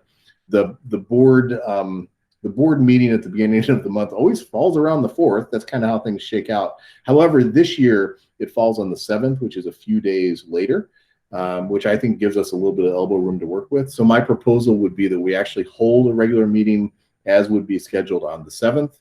And then we can use the 21st for another purpose, which I propose in number 3, which is predicated on hoping that we will see some flexibility on in-person gathering expectations. You know, we're hearing the governor talking about a back to normal by July 4th. I think that's optimistic, but I feel like being optimistic in that regard. For this type of work, talking about goals, talking about strategy, and honestly, for some of us, meeting each other in person for the first time, having an in-person kind of retreat type of activity where we discuss the current status of the goals and look ahead and start to project things out. You know, that seems like a good mid-July timeframe and type of activity. And then use that window, if you look at number 4, use the window from mid-July to the beginning of August just for the internal work that I would need to do with my team to make sure that we were pulling the data we needed to get goals updated and revised. And then, as you see, number 5, I would present updated goals for feedback during our regular public meeting on August 4th. And then conceivably, if all proceeded as designed, a couple weeks later, we could approve those updated goals, and that would still be a couple weeks prior to the school year starting. So you get the concept. We want to hit the data when we have it. We want to have a strategic process. Love to do some work in person, hoping that we can get ourselves back together in person during the summer and still have everything lined up for the start of the upcoming school year. So I would love to take any questions or comments you may have on that, or if it looks good, say, yeah, Dave, sounds good, let's go. Adrian, I'll defer back to you. Okay, does anybody have anything that they would like to either ask or comment on? Len, I see your hand. Thanks. I just really think that this is important for us in terms of moving forward and looking at the education of our students. And if you remember when we first did these goals, we did it in a retreat sort of setting where there was a lot of give and take and back and forth. And I really hope, even if we can't do it in person, that folks take a look at the goals, because David sent them out the other day, the ones that we have at this point, and take a look at those and think about where we want to go moving forward. And I think it's important that all the board members participate in that process. And I think David's schedule allows that to take place. So I appreciate that. Thanks. Anyone else? Dave, one question I have, is there a place that the public can go to view this document if they're interested? Yes, I don't have the link right in front of me, but it is actually on our website in some capacity, so I can make sure that we get that link included in the minutes so that it's readily accessible. And I'm pretty sure you can find it through our main page, but we'll make sure that it's visible from the main page as well. Okay, thank you. Anybody else? Okay, I don't see anybody. Thank you very much. Now you get to do the technology bit. All right, now I get to pretend I'm a technologist, right, BJ? So in Brian's absence, the agenda is not helping me here. I should probably pull up the right thing before I get cocky. So Brian has developed a bid asking for action. You know, the gist of this is technology and computers were very limited in availability during the COVID timeframe. So we are both trying to catch up from that, as well as order some machines that would be a part of our regularly scheduled process. So you as the board, hopefully in the board materials, you saw the comparison of the bids. We had a bid from Acture Solutions for 120 computers and licenses totaling $34,110. Bid from CDW for the same number of computers and licenses, $37,677.60. And bid from Connection Business Solutions for 120 computers, 120 licenses, $39,788.40. Brian's recommendation is that we make the purchase at the lowest price from Acture Solutions. His words, to take advantage of their superior pricing. So the request is that the board make a motion to approve the purchase of 120 computers and 120 licenses from Acture Solutions for a total of $34,110. Actually, David, may I ask a question first? You might be asking the wrong guy, but go for it. Actually, I think Stan's going to be able to answer this one. Knowing that there still might be supply issues, can we approve the Acture bid, but allow for CDW to come in and fulfill any computers that we could not get through Acture if there is any more supply issues? Does that make sense? Here, you asking whether it's a legal thing if we approve this bid to then get them somewhere else? I'm not sure. More along the lines, like, can we have a backup plan, saying, yes, try and get them through Acture, but if there are supply issues, you are allowed to also pull those from CDW, not to exceed whatever the CDW bid is. Is that a okay thing to do? I'm not sure. I'm just looking at, I know the supply issues, and we're talking about 120 computers at a really good price from a company I've never heard of. Yep.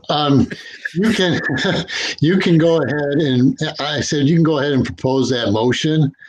And what I will do is contact somebody at AOE as to whether or not that is a proper way of doing things. And they do have something with the federal grants on supply issues, but you have to request a waiver for that. So that might be the same kind of situation, is that we would request a waiver from the AOE to proceed with that type of transaction if it occurs. I just don't want any more holdup since this is already a month behind because of that issue. Right. So Stan, just for clarity, would your recommendation be make the motion, approve the motion on the Acture purchase for that price, and then a second motion if there are any supply issues with the first vendor to utilize the next best price vendor, CDW, to fill any voids, and have that be a separate motion that you could then look into? Is that the gist? That's the gist, yes. Whoops. Yeah. I thought I was muted. So moved. Yeah. Okay. So BJ has moved to buy the Acture, or to accept the Acture bid for this motion. Is that correct, BJ? Okay. Yes. Is there a second? Liz Phil Scott seconded. Is there discussion? Any other questions or comments on this? We'll get to the next motion next. Okay, seeing nobody's hand, would you raise your hand if you approve this motion? Okay, are there any nays? Okay, any abstentions? Okay, that motion passed. BJ, would you like to do the second motion? Yeah, I would like to make a motion that due to any supply issues that Acture may have, that we can fulfill that using CDW. Okay, BJ made the motion, Liz seconded. Is there any further discussion or commentary? Okay, then I will call the question. Who is in favor? Please raise your hand.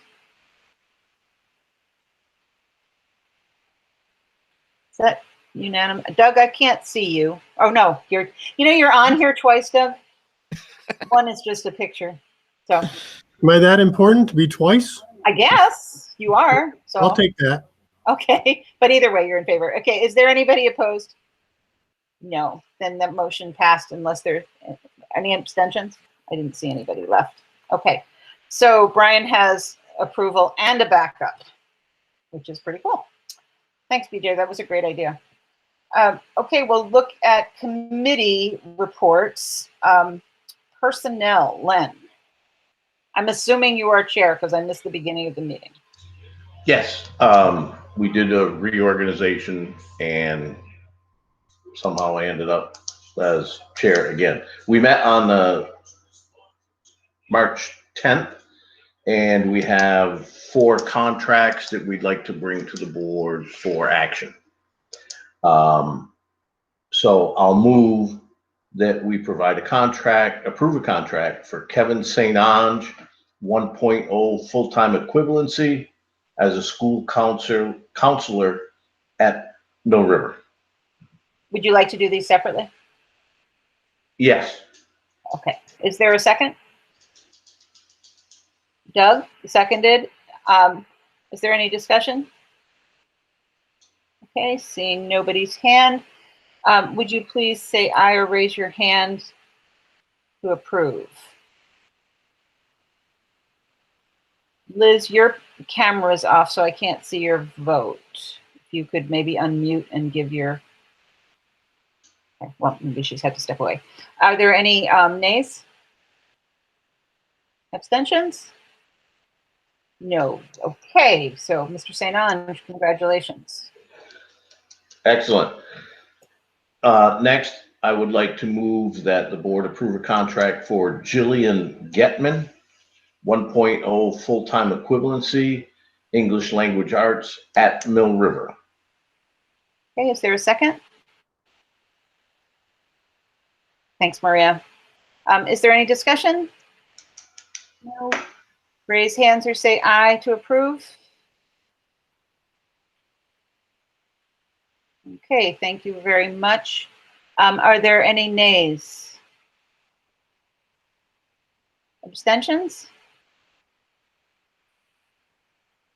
Guess congratulations then to Ms. Gettman. Did I say that correctly? Yeah. Gettman, okay, thank you.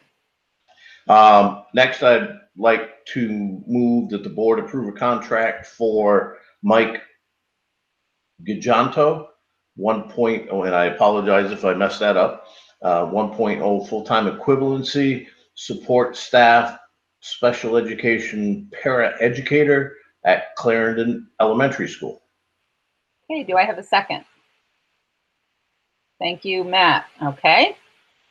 Do we have any discussion?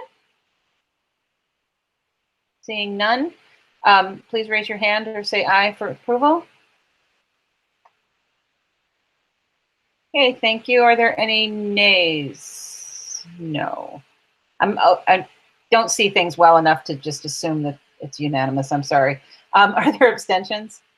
No. Okay, thank you, Mike, because I can't repeat the last name. I didn't hear it well enough.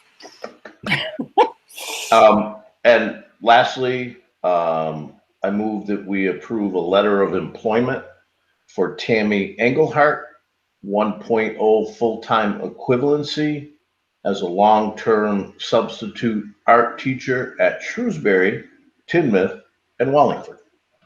Okay, do we have a second? BJ, thank you. Sorry, Doug. Is there any discussion? Seeing none, please raise your hand or say aye to approve.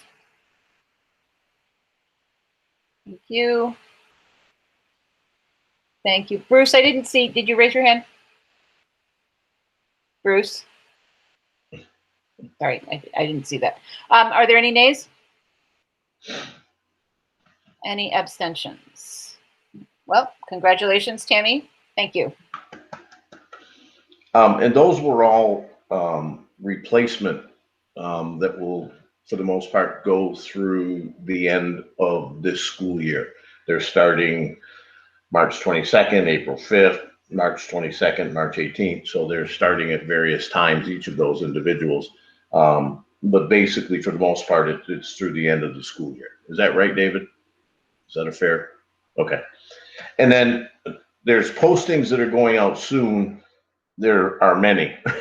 And third grade teacher at Wallingford Elementary School, school counselor, elementary school counselor, Mill River school counselor, English language arts teacher at Mill River, pre-K coordinator, arts coordinator, a reading interventionist, a math interventionist, and a special educator at Mill River. So those are all in the works based on the passing of the budget, as well as some resignations and other pieces as well. So that's a lot that's sort of going out right now. And then we are still looking for bus drivers, special ed paraeducator, and 2 special educators, and a long-term sub. So our next meeting is April 7th at 6 o'clock. Thank you, Len. It does sound like there's a lot of people, and I know a fair number of those, the new hires that are going to be coming on are budgetary additions, which is great. Policy. DJ. I'm still chair. That's what I thought. I think we had a great meeting. We're going to be starting our review process and the next meetings coming up, where we're basically have a timeline and going to try and always keep 3 policies in the bank that we're kind of looking at it at once. So I'm looking forward to that. I do have a motion to make, so I'm going to motion to approve the policy F24 elementary program enrollment policy, which was warned for first reading last week. Okay. Liz, was that you seconding? Yes, I'll second that. Okay, thank you. Okay. Is there any discussion? Yeah, I have a question or two. Go ahead, Bruce. I looked up the law because, I had a question last week or 2 weeks ago about the deadline, May 15th deadline for people coming through. And that's okay. But I looked up the law and it said, tell me how you came out this, I don't know. It said pre-K programs serving, the state law says every child who is 3, 4, or 5 years of age and not enrolled in kindergarten, blah, blah, blah. And we left out 5 on our policy. So it's not in line with state policy, unless there's something I don't know. Dave, would you like to address that? Yeah, the simple answer to that is we have a 3-year-old program and we have a 4-year-old program. We do not have a separate 5-year-old program. So if there were a 5-year-old that were engaged in pre-K, and sometimes they may start as a 4-year-old and then they turn 5 during the course of the year, they're still under the umbrella of the 3-year-old or the 4-year-old program, because our 5-year-old program is kindergarten.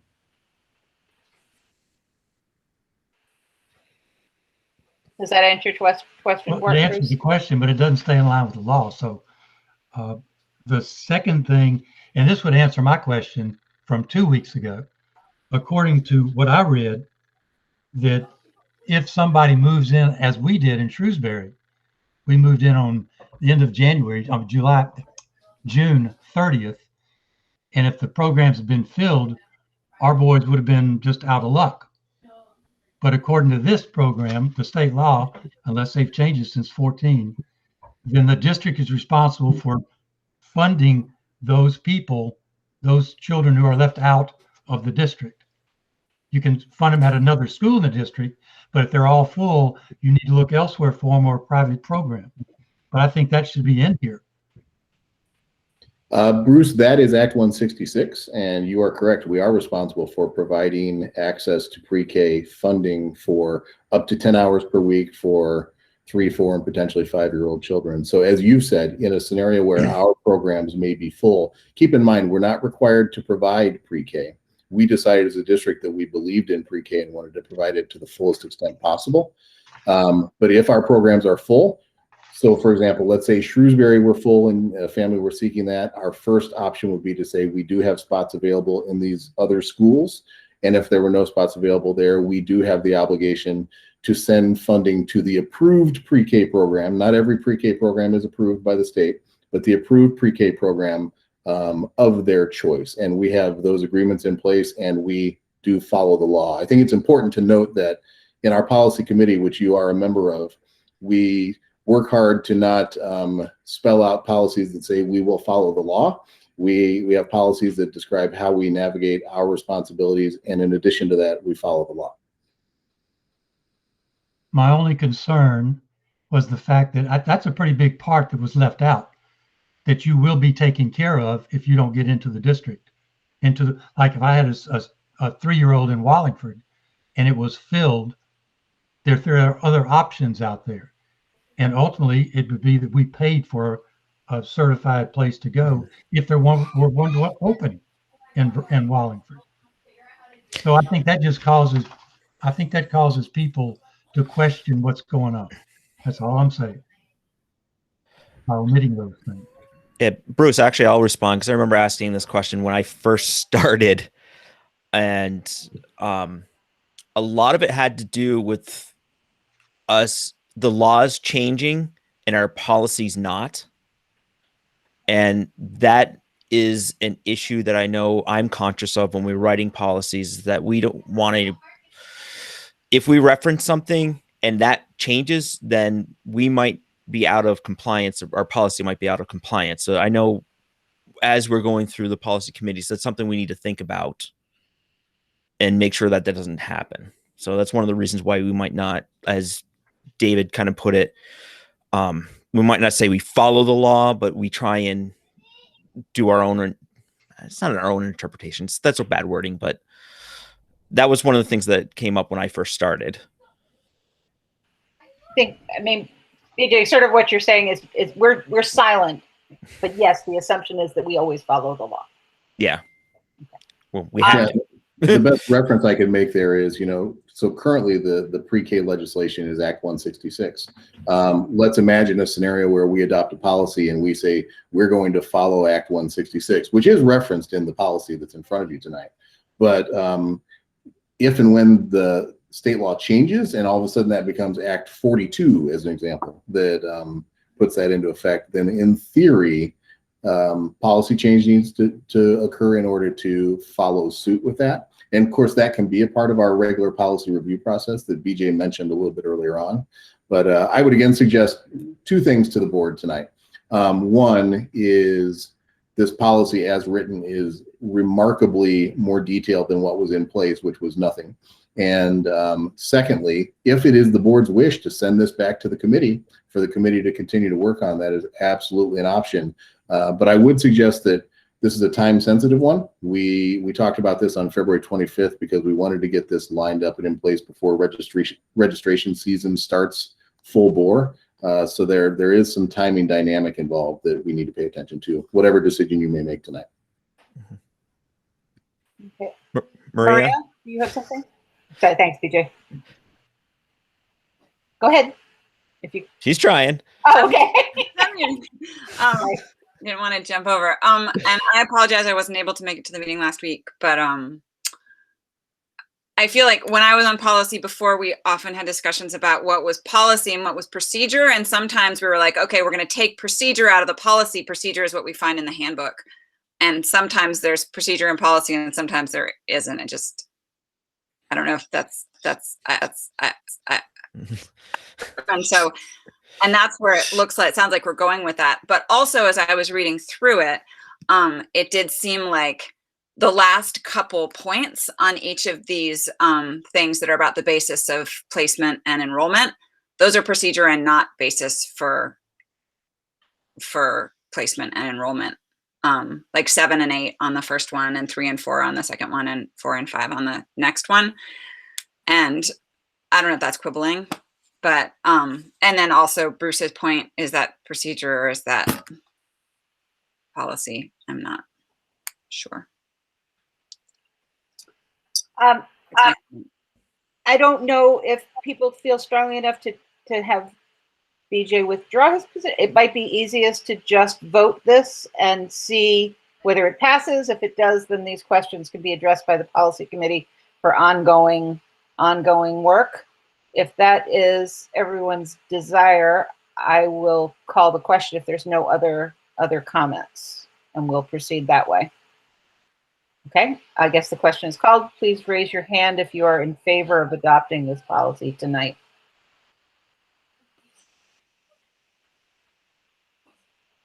Dave, are you keeping track of the numbers? Please keep your hands up. I am a yes. Give me, I see. give me a moment, Adrian. I see Adrian, yes. Liz, yes. BJ, yes.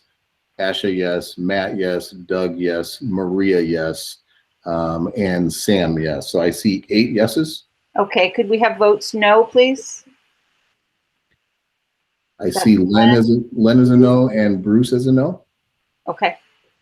And the only reason I'm voting no is because I really think it should go back to the committee so we can re-examine it. I don't mean to disparage the work that we've done on the policy committee, but that's why I'm voting no. I wanted to make that clear.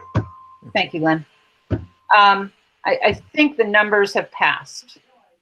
And BJ, I would suggest that we have this conversation in greater detail in the next policy committee meeting.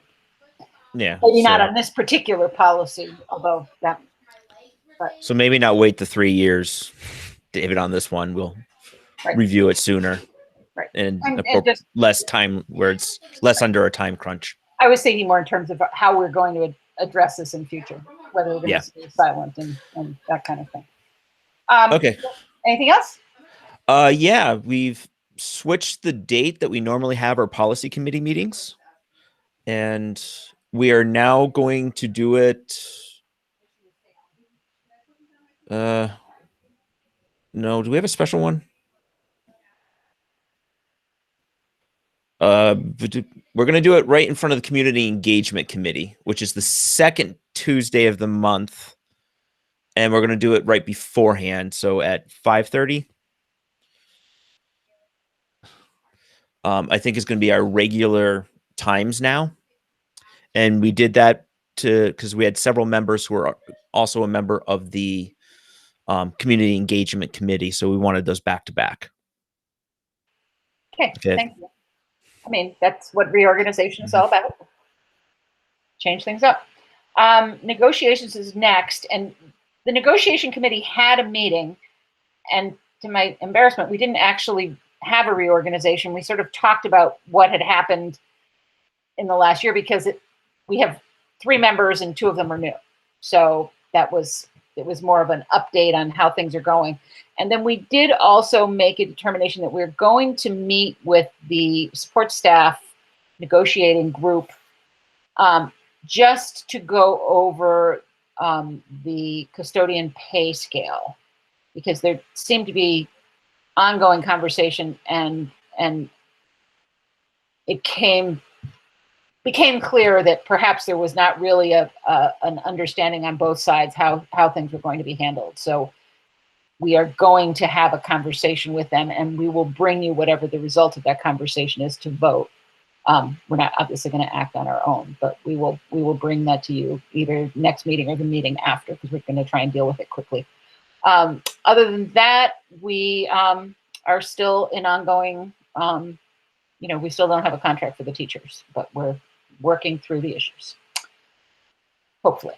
That's all we have. Buildings and grounds. I don't know exactly. They haven't had a meeting, so I suppose Gary's already given us the deal, and Dave is going to schedule the meeting, so we'll skip them for right now. Community engagement. Maria. Hello again. I'm back. So we had a meeting on the 9th, and we had public input, and it was all helpful. We talked again about the role of the Community Engagement Committee as opposed to the role of the community conversations. The committee is actually helping the board to improve and expand their engagement, and the conversations are a way that we're doing that. So we welcome public input to our meetings with suggestions on how we can better do that, and participation in our discussions about that. So we had a good meeting. We talked about taking advantage of local events to keep board members more visible and more available and accessible. We also planned for the next community conversation to be taking place on Monday, March 22nd at 6:30 p.m., which is soon. So what I would like now is a couple of volunteers from the board to join Asha at that meeting. Is there anyone who is available at 6:30 on Monday to talk with whoever should show up and answer questions about things that people don't understand or things people would like to know more about, direct them to resources if we aren't the best people to ask those questions of. Really sort of take the discussion wherever it goes. We do have a kind of a set structure that those conversations take. We have introductions, we collect what the questions are, we answer them, and then at the very end we have a quick check-in to see how it went and if people have suggestions about how we can do it better. So we will not be recording them, but we will be taking notes and we will be sharing those on a document that you should have access to soon. And I apologize it's not there yet, but we're going to be gathering the subjects that we're talking about on a document with an index. And so that if you're like, what about this preschool thing? I don't really understand how it works. Other people have asked that question. You can, look up preschool, go to that part and be like, oh, this is the question that was asked, but wait, I have more questions. I want to go to the next conversation. They've been great so far. We had 2 a month we scheduled 2 a month in January and February. We're going to be going back to 1 a month now, unless there's huge participation, in which case we'll expand because it's a great opportunity to talk to people. And let me know if I'm freezing up because suddenly everybody just turned into circles on my screen. So is there I can't see you. So if you would like to take part in that, would you unmute and let me know? Otherwise, I will start bothering you tonight, everybody, until somebody volunteers. Okay, do we have any volunteers? I can see most of you. Oh, thanks, Adrian. It's a great opportunity. Yep, so now you are setting Maria loose to hunt you down. Okay, I'll be in touch. Okay. It's great. All right, thank you, Maria. Do you have, did you say the next community engagement meeting or just your group? We have both. Thank you for reminding me. We have one. So the conversation is March 22nd at 6:30 p.m. And I will be also asking board members to announce that on your front porch forums as soon as possible. I'm going to write something up tonight and send it to mine. Ask you to send it to yours. So there's that. And I will share with you what I'm writing so you don't have to spend lots of time figuring out your words if you don't want to. The next actual meeting is going to be April 13th at 6:30. Hereafter, meetings will be at 6:30 p.m. on the second Tuesday of the month. Okay. Thank you. Let's see, we have finance. Good evening, everyone. Can everybody hear me okay? Yes, no? Can everybody hear me? Oh, sorry. I switched the page so I couldn't see you and you're all doing this. I'm so sorry. Okay. Yeah, we're all good. We can hear you. Thank you. Thank you. All right. We have the following pay orders and payroll for approval this evening. I will start with pay orders. From the general fund, we have a pay order in the amount of $62,897.63. We have a pay order also from the general fund in the amount of $15,309.94. Also from the general fund, we have a pay order in the amount of $2,740. We have another pay order from the general fund in the amount of $17,019.38. From ASP, which is after school program, we have a pay order in the amount of $689.51. And we have a pay order from the food program in the amount of $44,148.55 for a grand total of $142,805.01. For payroll, we have payroll dated March 12th in the amount, this is regular payroll, in the amount of $571,857.12. And we also have payroll dated March 16th in the amount of $582.67 for a grand total of $576,439.79. And I move that we approve and accept these pay orders, payroll as presented. Do we have a second? Doug, seconded. Is there a discussion or questions? Doug, did you have a chance to review? Oh, absolutely. Everything seemed to be sort of normal, not much of any changes, school stuff here and there. Being in the heating business, I circle that pretty much. I was impressed at the way the electricity still seems to be going down and down, thanks to solar stuff and the grants. We had to get that there. But what caught me a little bit on the scary part was delivery for 2 vehicles and the amount of 60 tons of wood chips. And I did the math out, and that averages out to, or it numbers out to 120,000 pounds of wood in that little steel thing with little small pebbles in the bottom. It's crazy stuff, but it seems to be working fine. Nothing else came up at all. Okay, thank you. Does anybody else have any comments or questions for Liz or? No. Then can you have a show of hands, or can I have a show of hands, please, to approve this budget's 1, 2, 3, 4, 5. Yes, we are unanimous. Thank you. And Adrian, our next meeting is on Monday, the 22nd at 4:30 p.m.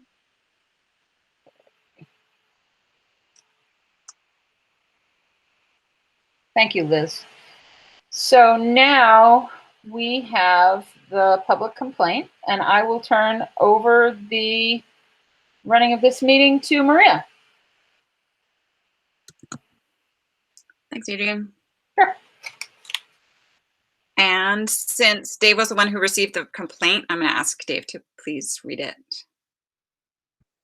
Yes, you bet. Maria, if it's okay just to assist the board, I'd love to kind of frame the task in front of the board. Is that reasonable for me to do at this point in time? Sure.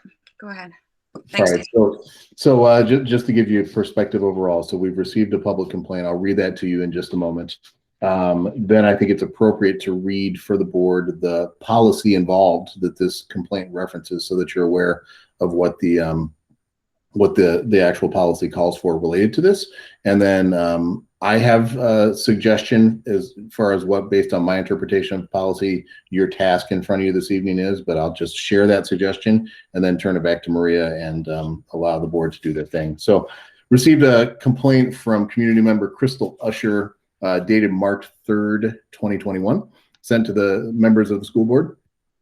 Says, I'm writing this letter to file a formal complaint against Adrian Raymond regarding a recent social media post. Adrian publicly and specifically named members of our community who were running for school board positions in each of our 4 towns. She named Todd Fillmore, Bruce Morton, Julie Petrossi, Arn Majorel, and Matthew Gouchberg of, quote, running campaigns that have taken the low road to smear good people. They accuse current board members, myself included, of being dishonest and to have intentionally broken the laws of Vermont, end quotes. She goes on to say, quote, the board is not able to comment on this former employee because of his confidentiality rights, but I can and am writing to say without reservation that the information that has been circulated by these candidates is filled with exaggeration, partial truths, and outright lies, end quotes. As a public representative, I found her post incredibly inappropriate on many levels. Firstly, I have not been able to find a single record where a candidate named any board member in their campaign or accused anyone of being dishonest. I would add that her comment on the former employee suggests she is using information obtained as a board member to her personal gain regarding the school board campaign. Her comment could very well have compromised their campaigns and suggests a calculated effort to alter the outcome of 4 local elections. In reviewing the MRUUSD policy B3, board member conflict of interest, as well as the VSBA Code of Ethics, it appears Adrian Raymond is in violation of this policy. I'm asking the board to review the actions of this board member. In my opinion, her comments are considered slander and a grossly hypocritical example of taking the low road to smear good people. Then it's just, there's a link in the complaint to the policy B3 and a link to the Vermont School Boards Association Code of Ethics. And then Crystal closes by saying, I would appreciate a timely review and response in this matter. It is important that the board know that upon receipt of this, I did confirm with Crystal that it had been received, confirmed with Crystal that it would be shared with Adrian Raymond so that she was aware of the complaint and that the board would be taking it up, and that Crystal would be kept apprised of how that process played out. If it's okay, I'd like to, and this will take some time, but I'd like to just read the policy out loud so that we're all on the same page in terms of how and what you're discussing here. So policy B3, board member conflict of interest. This was warned and adopted in June of 2016. Members of the board recognize the ethical duty of all public officers to avoid conflicts of interest and to act in an ethical manner. Vermont statutes include a requirement that school boards adopt policies and procedures to avoid the appearance of conflicts of interest. In order to comply with obligations thus imposed, school board members should observe the following standards. There are 8 of them listed out. Number 1, board members will be familiar with the VSBA Code of Ethics and will observe its provisions. Number 2, board members will be familiar with and adhere to those provisions of Vermont education laws which define school board powers and govern board member compensation and public bidding processes. Number 3, a board member will do nothing intended to give the false impression that he or she has the authority to make decisions or take action on behalf of the board or of the school administration. Number 4, a board member will not take any action which is intended to give the impression that he or she would represent special interests or partisan politics for personal gain. Number 5, a board member will not use his or her position on the board in any manner intended to unfairly promote a personal fiduciary interest or the fiduciary interest of family members, friends, or supporters. Number 6, a board member will not accept anything of value in return for taking particular positions on matters before the board. Number 7, a board member may not be employed by the school district during the board member's term of office. And number 8, a board member will do nothing intended to leave the impression that his or her position on any issue can be influenced by anything other than a fair presentation of all sides of the question. When a board member becomes aware of involvement in a conflict of interest as defined in state law or this policy, he or she will declare the nature and extent of the conflict or appearance of conflict for inclusion in the board minutes and will abstain from voting and participating in the discussion of the issue giving rise to the conflict. When a conflict of interest claim against a board member is brought to the board in writing and is signed by another board member or the public, and the board member against whom the claim is made does not concur that a conflict in fact exists, the following board procedures will be followed. Number 1, at the request of the remaining board members or upon the order of the chair, the board will hold an informal hearing on the conflict of interest claim, giving both the board member and the person bringing the claim an opportunity to be heard. Number 2, at the conclusion of the informal hearing, the remaining board members will determine by majority vote to take one of the following actions. The first action possible is issue a public finding that the conflict of interest charge is not supported by the evidence and is therefore dismissed. The second possible action is issue a public finding that the conflict of interest charge is supported by the evidence and that the member should disqualify him or herself from voting or otherwise participating in the board deliberations or decision related to that issue as required by Vermont statute. Number 3 option is issue a public finding that the conflict of interest charge is supported by the evidence, and in addition to disqualifying him or herself from voting or otherwise participating in the board deliberations or decision, the board member should be formally censured or subjected to any other such action as may be allowed by law. And the final option for action is to take no action. That is the conclusion of that particular policy.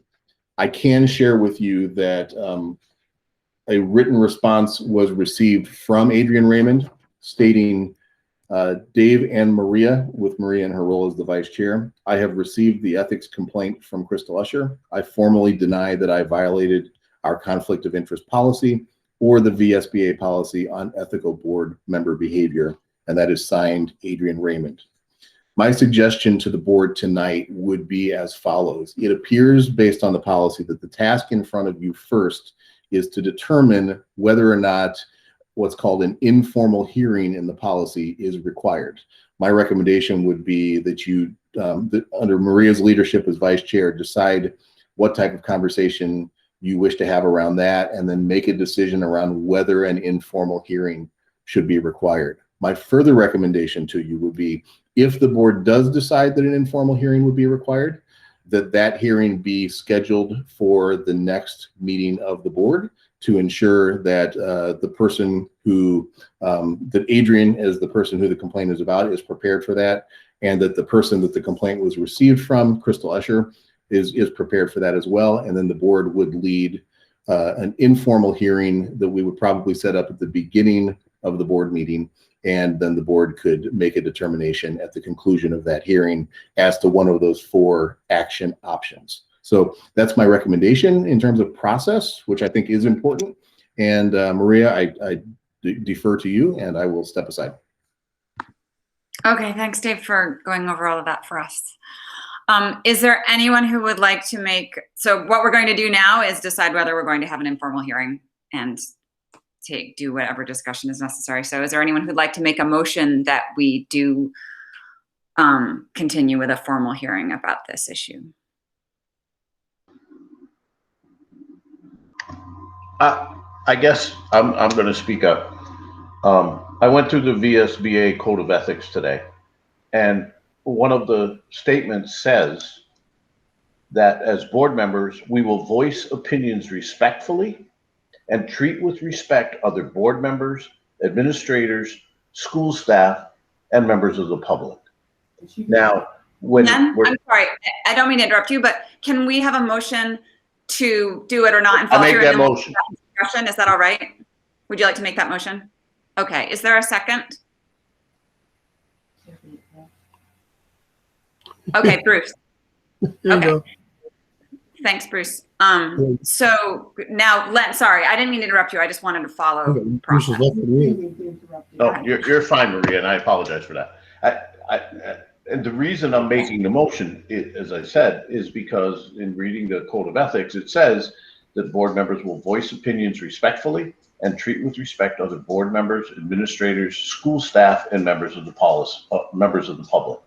I know in terms of the policy, there may not be a violation of the policy per se, but I do believe in terms of ethics, I have a concern with what took place. Yeah. Doug, go ahead. Do you have anything to add to that? No, I was saying something to my wife. Sorry. Look, while I'm here, yeah, I'm going to be a little careful because Adrian and I were both on the voting side of that, and it was very close. And I hate to say I'm after somebody just to get him kicked out and start over again. But I'm agreeing with Len from the VSBA situation. I think that's more adequate there. So I would vote for a informal hearing. Thanks, Doug. Is there anyone else who would like to take part in this discussion?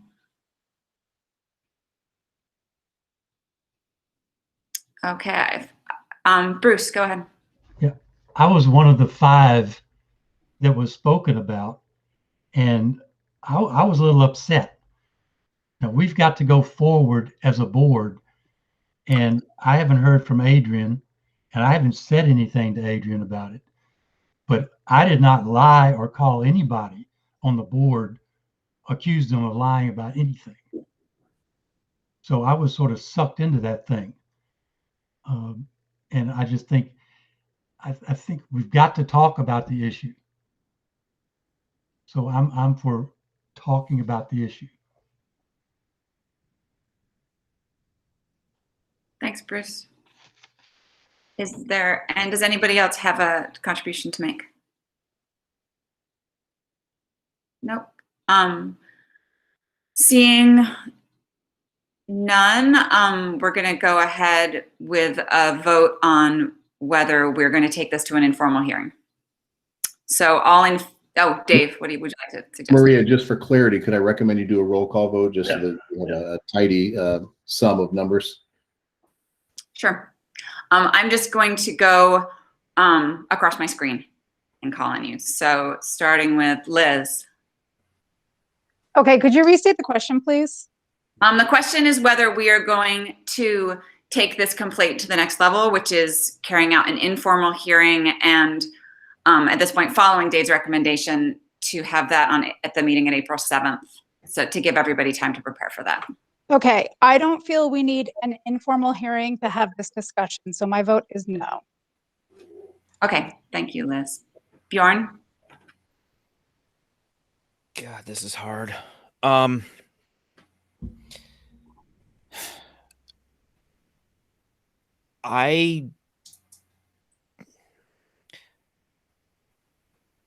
think we need to have the discussion in a hearing, but I'm going to honestly say I don't believe anything was violated. I think this was just a frustrated social media post.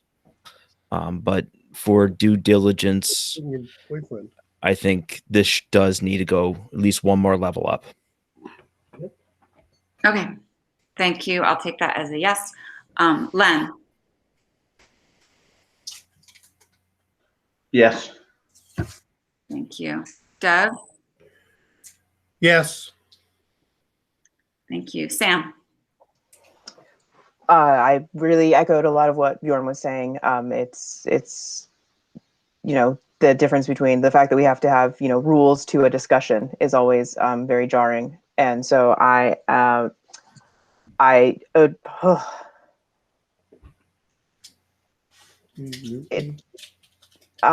is it possible? I'm really like. I mean, Bjorn, I really feel like a mirror when I was listening to you speak, because I feel that turmoil of, and also with Liz thinking, do we need a procedure to have the discussion? I really am feeling both sides. That's what's in my brain. So I agree that it's definitely a discussion that needs to be had. I don't think it needs to be a formal hearing process. I would hope that we could come together through it. So no is my overall vote. Okay. Asha?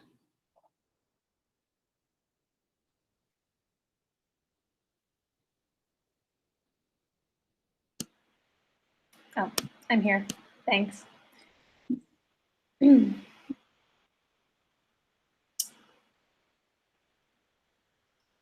Also really, really tough decision. I'd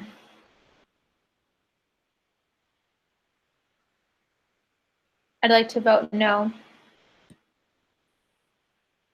I'm voting no. Matt?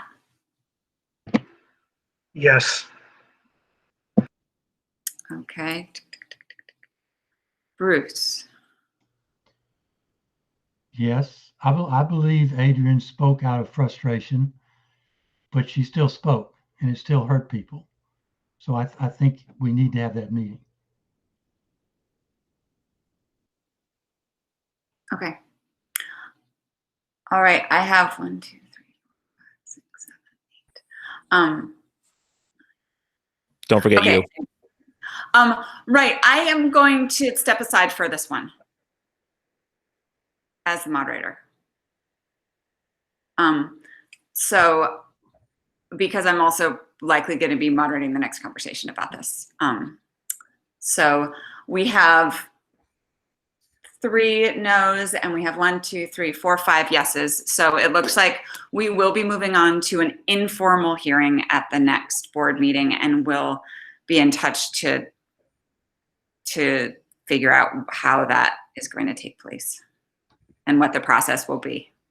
Dave, go ahead.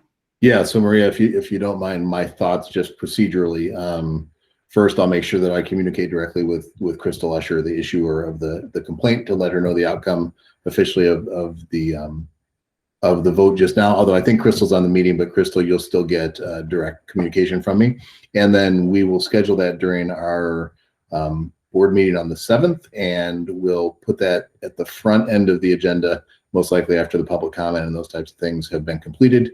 I'll make sure that we are aware of appropriate legal ground rules for what that should look like, and we'll proceed from there. If that makes sense to you, Maria. That does make sense to me. Thank you all.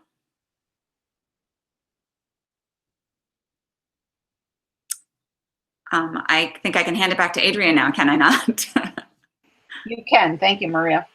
All right, you're welcome. Oh, sorry. Can I just say one? I'm sorry. Can I say one thing? Go ahead. Go ahead. I just wanted to apologize for the stretch where my camera was off. I was moving downstairs so that I could have better Wi-Fi so that I could see everybody's faces. So just to let you know, that was the reason for that. Thank you. Okay, we will go to transacting other legal business. And I believe it is supposed to be labeled George Ambrose time, but nonetheless, do we have other legal business from anybody to transact?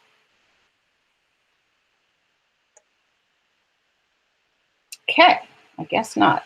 Agenda building.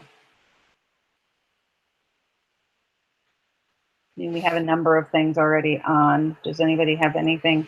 Len, I see your hand. Yeah, thanks.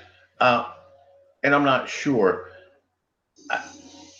Moving forward, I think, and maybe that'll come about when we do the goals piece, but I would really like to see information from the elementary schools and the high school around attendance, and who's in person and who's remote, and how is that working? I mean, I think overall, I just would like to see some sort of accountability for where we're at this point. Dave, was that, oh, hold on just a second, BJ. Is that something that you're prepared to do at the next meeting, or is that something we'd need to put off? I think that would be best delayed a touch. You know, Tyler gave an update to that effect. It feels like it was yesterday. It was probably a couple months ago now at this point. But my theoretical would be, you know, as we're approaching the end of the school year, to have kind of a culminating update about how things wrapped up. That could make good sense. And to Len's point, that could tie in nicely with our goals, development, and revision, et cetera, if that is okay. BJ, do you have something? I was going to say, I really miss seeing the students. And, you know, if we could talk to the principals and get another quick presentation, even if it's on Google Meet, I really wouldn't mind seeing something again. Okay, I think all the principals will take that in advice, and perhaps they can all. Yeah, it doesn't have to be the next one, but I miss that. I understand. I mean, it's sort of why we're all sitting here, and we're not getting any of the fun out of it, right? Anybody else for agenda building? Okay. Dave, you said that we needed an executive session. Do you expect us to take action afterwards, or should I excuse the public? No, I think that's a great question. So yes, we need an executive session. I'll give you the reason in a moment, but for our viewing public, I expect there is a 0% chance that the board would come out and take any action after that other than adjourning. However, we will keep this meeting that we're all in right now will be open. I believe Ann Degis will still be lingering with this meeting, unfortunately for Ann. Board members, I have shared with you a separate meeting link for executive session, if you can check your inboxes momentarily. And Adrian, what we need, we do not need a finding of substantial disadvantage, but we do need to enter executive session to discuss disciplinary or dismissal action against a public officer or employee, if the board wishes. And I would appreciate if Tyler Wiedemann and Jennifer McLemore would be able to join us in that executive session. Okay. So could I have a motion to enter executive session with the reason that Dave outlined? I'm not expecting anyone to answer that or repeat that. So moved. Okay, Liz, and then Sam seconded. Thank you. And I guess to the public, you know, if you, we'll be gone. Thank you, public. Thank you. Bye. Yeah, thank you.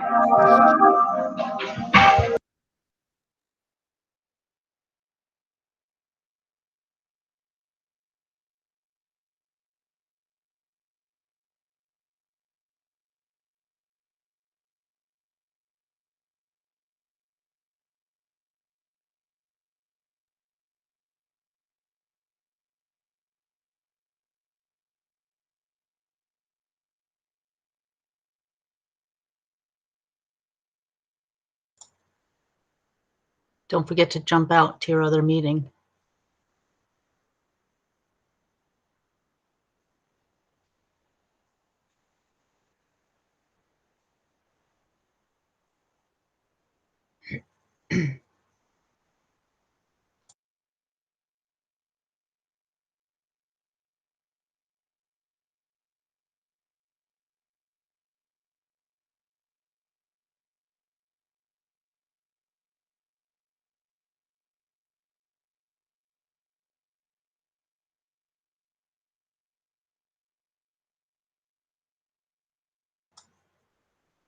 Did you get a link, Len?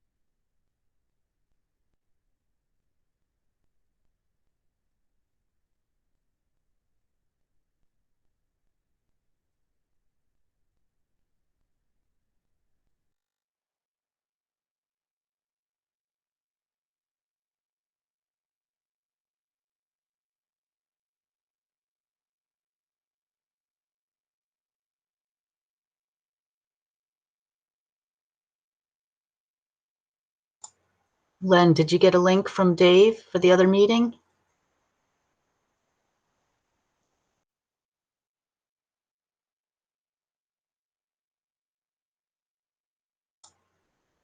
You're muted. I can't hear you.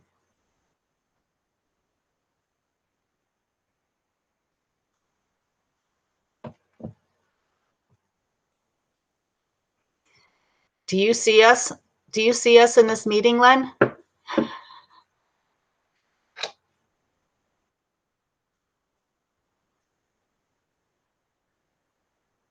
Len, it's Ann. I would suggest you get out of whatever meeting you're in and then just try go back. And there we go.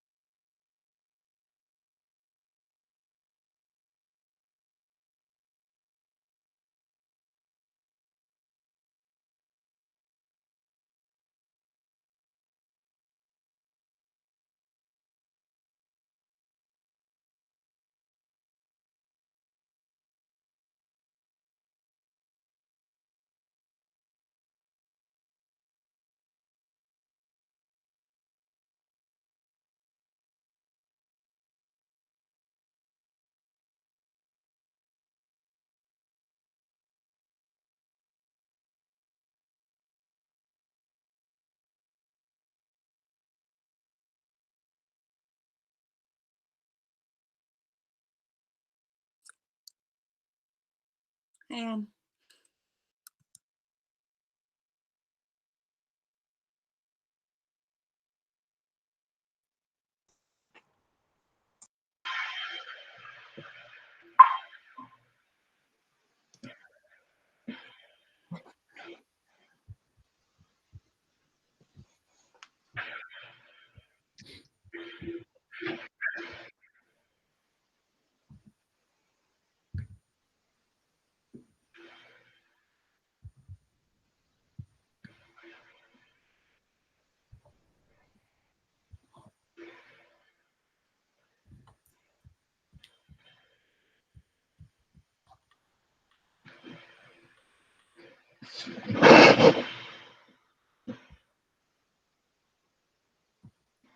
Sorry it took me so long. The link was sort of not doing anything for the few.